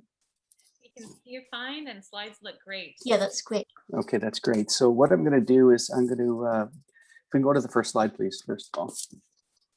So just a little bit, first, a bit of an introduction. My name is Keith Lennon. I'm the Director of Ocean and Climate Change Science at Canadian federal department called Fisheries and Oceans. And we're responsible, amongst other things, for managing Canadian aquatic living resources and conducting science activities upon those resources to understand a number of different things. So part of the work we do now is on ocean chemistry, including ocean acidification. And we conduct observations and monitoring to understand the current state and extent of ocean acidification, how it's impacting our living resources, as well as looking at predictive models to better understand the future states, and then also do research to look at specific vulnerable species to better understand, which species are more going to be impacted by ocean acidification, as well as in combination with other climate stressors such as temperature. I was asked by Jessie to provide a very quick presentation on how we sort of improve the connection between the science and the policy interface through the use of collaboration and communication specifically. I'm going to speak to two examples of our collaborative efforts. One very successful international collaboration with our colleagues down in the US at NOAA, and I'm very happy to see Libby Jewett on the call today. She's one of our very key partners down there, and is the lead for NOAA as well. I was going to speak to some examples of our collaboration nationally and give some examples of our awareness and communications efforts, which I think are very, very important if you want to advance your policy agenda within a regulatory and science organization. If you wouldn't mind, Jessie, just jumping to slide 4, actually, that would be fantastic. I see, read my mind, actually. So before I get into the actual collaborative effort with our colleagues in the US, I just talk quickly about the need for the collaboration from our perspective, nationally, internationally. When we started to look more heavily into the efforts that we do specifically with ocean acidification, we found that nationally specifically, but also internationally, there was the opportunity for a coordination of some of our monitoring efforts, specifically with regards to species of common concern. Unfortunately, for someone like myself, who's a science administrator, the distribution of our living resources don't always respect our geopolitical boundaries. So some of the species that we're concerned about are obviously of concern of other countries. So we thought it was an opportunity. There's an opportunity for us to coordinate some of our efforts for having better monitoring activities with our partner countries. We also wanted to, as we examined the ocean acidification within our internal department, we noticed that there was different methodologies and actually calibration efforts used within our own department and within Canada, but then also with some of our international partners as well. So we thought that, you know, if we could work with our with partner organizations, we could improve some of that coordination efforts. Also, there's the opportunity, because we do share a coastline with the US, we had the opportunity to, we were looking for opportunities to use more efficient use of resources, including the capacity to share knowledge, laboratories, platforms, etc. And then I guess the last thing is we wanted to, as we move forward with ocean acidification, to properly be able to identify trends and predict the future. We wanted some, we noticed the need for consistency in reporting and consistency in indicators. And that's something I actually saw in one of the chats earlier, sort of saying, why did you pick this versus that? And I think the last thing that we was not necessarily a conscious decision moving into this, but it's probably one of the most important things, is the need for increased communications and awareness around something as important as ocean acidification. So in 2017, with the helps of our colleagues down in NOAA, we created a collaborative framework signed by both governments that look at that acknowledge the impacts of ocean acidification on the management of coastal resources and the need for enhanced cooperation and global leadership. And as a result of that signed document, we actually formed 2 international working groups between the 2 countries that look at monitoring and then also research experimentation and modeling. So the idea is to have a international collaboration on understanding the current extent, but then also having the opportunities for international collaboration on what are those impacts, how do they impact, and where will the future states move. So this collaboration framework addresses the coordination efforts, as I mentioned, in sort of the forms of research, modeling, and experimentation, as well as information and data sharing, which is fantastic from our perspective, because the folks, as we just heard from the Go On network, have provided a significantly better, they have a significantly better platform upon which we can provide our ocean acidification data and information than we could have developed internally in Canada. So again, these coordination efforts supported by shared expertise across the country's capacities and methodologies. So essentially, these objectives will provide, in our minds, a more efficient use of the resources, which will benefit both countries by the sharing of capacity and knowledge. Key outcomes of the actual collaboration framework is to improve the coordination internally and externally, is to integrate to make progress and integrate multidisciplinary science efforts. Obviously, when we start to look at the ocean chemistry impacts on fisheries, there's multiple different disciplines that are involved in that type of effort. So bringing these folks together in sort of one forum allows us to do that, promote collaboration and facilitate the effective uses of the resources themselves. Also, the one thing that is very apparent is that the use of a collaborative framework like this, which is signed as an international framework, has raised the profile significantly of the ocean acidification as an international issue. For someone who works in the policy administration, the science administration, and as an interlocutor to the policy development, this raised profile is very, very important, because international agreements such as this are presided over by very senior managers. So this gives us an opportunity to brief them on the issues, brief them on the impacts, as well as bring to their attention the opportunities for international leadership and collaboration. It also demonstrates to these senior managers and also to the funding agencies that we're examining efficient uses of taxpayers' resources by sharing some of the load with our colleagues. And then it also demonstrates that we can share our expertise as well as gain expertise and knowledge from other organizations. So it's been very, very beneficial, not just from a better coverage and understanding from the monitoring, but really from a perspective of how do you actually increase the awareness, the knowledge, and the information to those who make the policies beyond the science realm itself. So if we can go to slide 6, please, the domestic collaboration, I'll just speak to that quickly. 2-minute warning. Okay. Warning. How's that? Okay, so what I will do then, what we'll go is actually go to slide 7 specifically, if you don't mind. You can go ahead. Pardon me? Okay. Okay, so as we mentioned, you know, the opportunities for international collaboration have raised the ability for us to increase awareness, but so has the work that we've done domestically. So we work with a number of our domestic partners through our centers for expertise, our academic research institutes, etc. And what we've done there is similar to what we've done with the U.S. is increase our coordination of our monitor activities, leveraging capacity that exists within the universities, have a coordination and a consolidated approach to how we actually share the data, and then also work to share knowledge information on both the scientific calibration of instrumentation, experimentation, as well as some of the impacts. So these, we've also worked domestically to increase the awareness with the universities, as well as with the centers of expertise and the funding organizations that support those, and also to increase the information and the awareness to the Canadians in general. So we'll go to the next slide, please.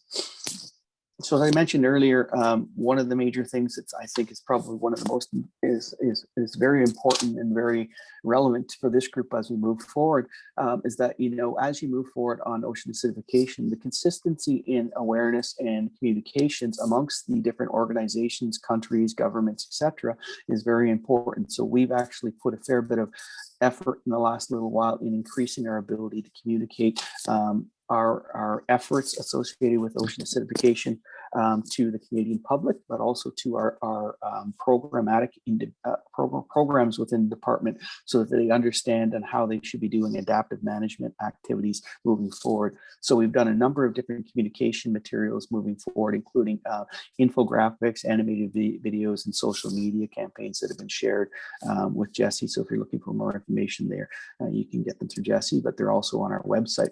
So again, the need for this public awareness is very much to work with the partner organizations within our own department who administer the programs, making sure that they understand the science behind ocean acidification, understand what the impacts will be in the future, and then allowing them to develop the management regimes moving forward.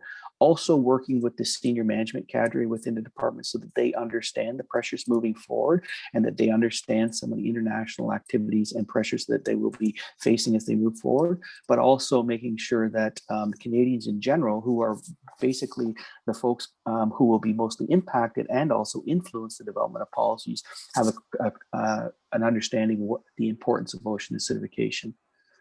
So slide 8, please. Other relevant activities, just as the list of some of the activities we do. Very, very important is is Go On. We're working with Go On for the North American Hub to share our data. We're actually working with the Go On Ocean Acidification in the Box as part of our other activities with New Zealand under the Blue Charter Champion with regards to ocean observation. Canada is as the lead on ocean observation for Blue Charter, and we're actually working to be able to provide Go On in the Box to other countries, small island developing nations. Also looking for opportunities to expand our capacity and our reach for the science activities for ocean acidification. An example of that would be the Synoptic Arctic Survey. And then obviously through the Decade of Ocean Sciences and our other activities internationally, we're supporting SDG 14.3.1 moving forward. So just a quick little presentation to talk about the a couple examples of the coordination, but really I can't stress enough the importance that the coordination and the collaboration amongst organizations has on influencing the ability to raise the awareness of the importance, etc., of ocean acidification. So that's about it. Again, thank you very much, and thank you to Libby and her team for being a partner on the collaborative framework. Thank you so much, Keith. That's fantastic. And really, yeah, I think highlighting the importance of communication there. And yeah, I think that's sounds chipped in there with a comment about communication, which I think is a very interesting point, and really highlights the need to kind of develop that communication up front and think about that straight from the beginning. So we move now to our final speaker of the day. So Dr. Carol Turley from With Me Laboratory will be closing this session for us. So I will hand swiftly over to her so that we can draw to a close, hear these final comments, and then take things forward in a slightly more discussion format. Thank you very much. Carol, are you around? I'm here. Can you hear me? Perfect. Okay. Well, thank you to Helen and Jessie for inviting me to close off this meeting. And I've been so impressed with the quality of the talks and really the advances, not just in research and observations and the networks formed, but also in, working with the people that actually need to know the information from all the observations. So next slide, please, Jessie.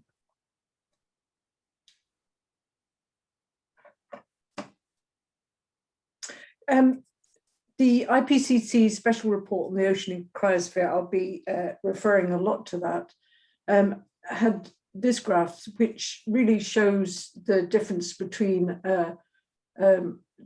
the high emissions scenario, RCP 8.5, which is a warming, a mean global warming of between 3 and 4 degrees by the end of the century. And it shows that the red in the top figure there, the surface waters becoming corrosive to carbonate minerals all year round. And this is especially important to calcifying organisms, but many others as well. As we've heard, whereas if we meet the Paris Agreement, which is the low graph, and come in with low emissions by the end of the year, we will curtail the vast majority of those effects on surface waters. But if we look deeper into the deeper waters of the North Atlantic and Arctic, you can see the top graph here shows RCP 2.6, and there is still, the seafloor is still corrosive to calcium carbonate minerals. Although the shelf edge and our shores seem to be missing out on that. But if we go on as business as usual, you can see the effect in the lower graph. So we really want to meet the Paris Agreement. Now, Sirach also combined all the different stresses, warming, acidification, deoxygenation, etc., and put them in this assessment. And you'll see the maps, the one in the middle and the right-hand one being the high emission scenario. And if you note that the brown beige colors are negative changes and the purple colors are positive changes, in this slide it's primary production, but also notice that the hashed areas are model of disagreement. And in a sense, this is where we need more data. We need more observations to actually increase our certainty of what will happen in the future, better projections. And what you'll see immediately is that the impact on primary production will be far less in the low emissions scenario. Next slide, please, Jessie. And not surprisingly, this will reflect through to the animal biomass, the zooplankton biomass, which we've heard is very important in the whole food web, right up to fish. And again, the low emission scenario is far less than in the area that we're talking about than the high emission scenario, but still some impact. So we have to think not just about mitigation, but also about adaptation. Next slide, please. Thank you, Jessie. And not surprisingly, this translates up into the fisheries catch potential. Low emissions, again, a reduction around the North Atlantic, again, some areas where there's uncertainty, but the high emission scenario, a really great, significant decrease in catch potential for fisheries. Next slide, please, Jessie. And then there's the traffic light system that IPCC loves to produce. And this is just an example of some of the ecosystems that will be impacted. I've inserted 1.5 degree line here and a 2 degree line. And you'll see that there is moderate risk for nearly all ecosystems at 2 degrees mean global warming, and 1.5 will decrease this. But if we go up to around 3 degrees warming, we move into the purple and red areas, which is high risk and very high risk to these ecosystems. So the risk of irreversible loss, this is a conclusion from the report, of many marine and coastal ecosystems increases with global warming, especially at 2 degrees or more. And they report that with high confidence. Next slide, please. And the IPCC have produced lots of lovely graphics, and this is one of them. The world's ocean has taken the heat.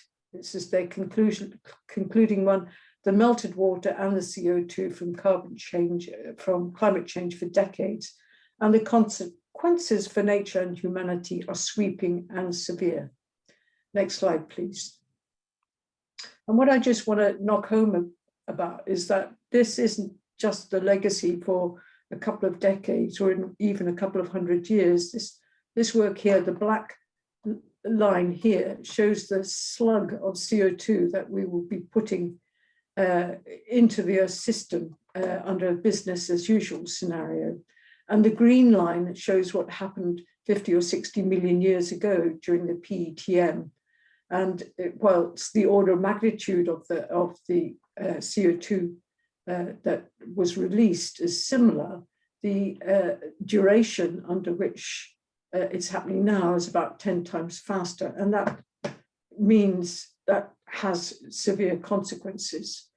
And if you look at the recovery of aragonite in surface waters, the black line is the business as usual.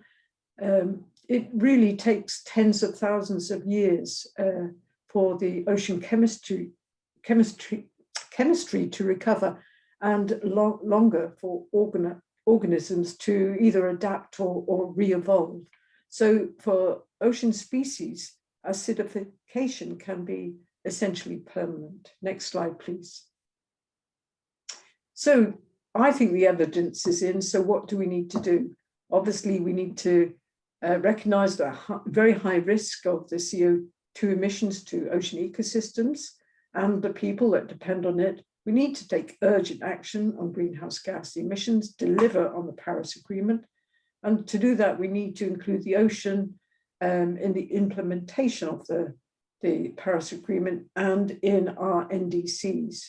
Obviously, we need to preserve any carbon stores that we have and restore them. And we need to reduce local sources of acidification, such as from land.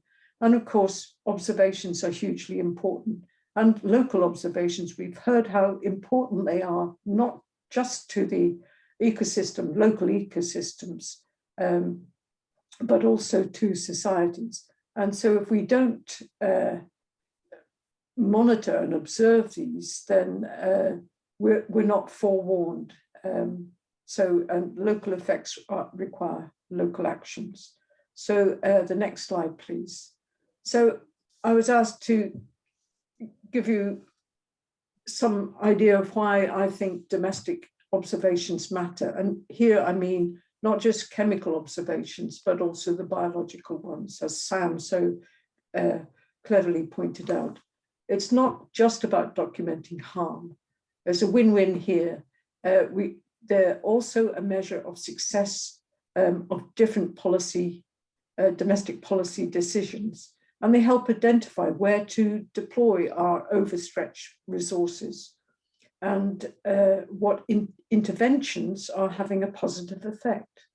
And they are future-proofing local domestic decisions, for example, on fisheries management, on aquaculture, on whether to buy a new ship, or where to place MPAs. And basically, if we don't monitor, we can't manage. So it's a hugely important investment to do this. But also on the national scale, it's added value because it gives inputs to international frameworks and policies. For example, the UNFCCC, nationally determined contributions, the sustainable development goals, and as we've heard, contributing to international programs such as GOAN, GOOSE, and the UN Decades for Ocean Science and for ecosystem restoration. So you get benefits locally as well as nationally and internationally. So there are multiple benefits of investing in ocean observations. And that's my last slide. So thank you very much. Thank you so much, Carol, and for bringing us to the end of that session. Thank you all to our speakers again. That's been fantastic to hear all the different views and perspectives on how best to take forward monitoring and why we need to monitor and how best to go about putting that monitoring system in place. There's been some great discussions going on in the chat. I've kind of been trying to follow along with those just to make sure that all the questions are being answered. And I think they have been. So I will actually turn over to Jessie now to lead us into this final closing section. But again, if people do have comments and questions, please do add them into chat. We are keeping an eye on those to make sure those do get answered. Wonderful. Well, thank you so much to all the presenters and of course to Helen as co-host here today and Go On Northeast Atlantic Hub as co-host along with Because the Ocean Initiative. And we're right on time, so I'm just gonna have 2 minutes of closing remarks, I think, and some next steps for this group. And so appreciate your attention and interest and engagement. We knew it would be a long day, but I think it was worth it. And this was a great sort of way to scratch at a lot of these themes. And I'm really just remarking on a lot of Carol's last slides, looking at ecosystems under threat, under high emission scenarios through the IPCC. And it's quite sobering. And I think it's a place to ground us when we think about the seriousness and the urgency of what we have to do over the next 10 years. And I think the closing slides from Carol, like I can't say how much I appreciate, you know, and sort of what do we need to do slide is really what the Alliance is all about, and trying to get governments into thinking about how do we start to move the needle on those what can we do now questions. However, having those underpinned by monitoring, modeling, research that can help us better target those more immediate needed solutions and responses. And so the big questions we hear from policymakers all the time, bringing members into the Alliance, you know, are what are the species, economies, communities, and cultures that may be impacted, and are they in my region? The second big question, of course, is, you know, is there anything we can do now that's going to make a difference? You know, we're already working to reduce carbon emissions, but what can we be doing now to increase our understanding coastally and thinking about targeted intervention strategies? Accompanying this, of course, is how do we prioritize? You know, there's only so much time and money. How do we hone in on geographical locations, coastal areas, industries, and who can help us outline research and science that will have practical applicability to help us identify the best investments?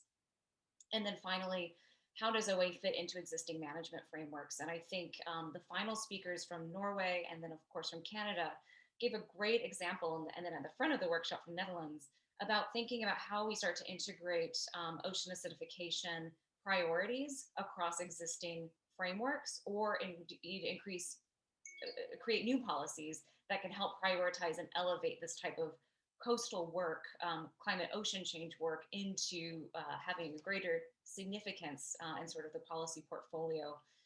So I think those are all key things that we talked about today, and very much look forward to more discussions with all of you on the line, governments that you represent, local universities you represent, or even non-government civil society entities, because we're all part of this work together. And the last thing that I'll note is, Steve, I think, put it well, is that, you know, you can't have a network without people. Similarly, you can't have an alliance without people. And so we really invite your continued brainstorming and continued engagement. This is a new field to some extent of policy development, as Charles' presentation perfectly sort of described.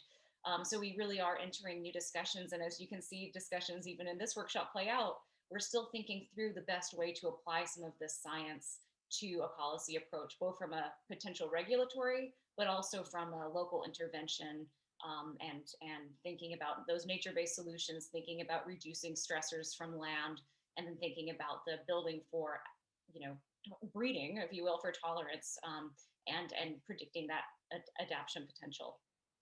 So with that, I'll just say thank you so much. It was a delight to spend almost 3 hours of the day with you all, and really appreciate your time. Don't hesitate to reach out. We'll certainly be reaching out to you with follow-up materials and sort of concluding thoughts, written Q&A, and opportunities to keep engaging with both of our entities as we go. So thank you so much, and wishing you a good rest of the evening.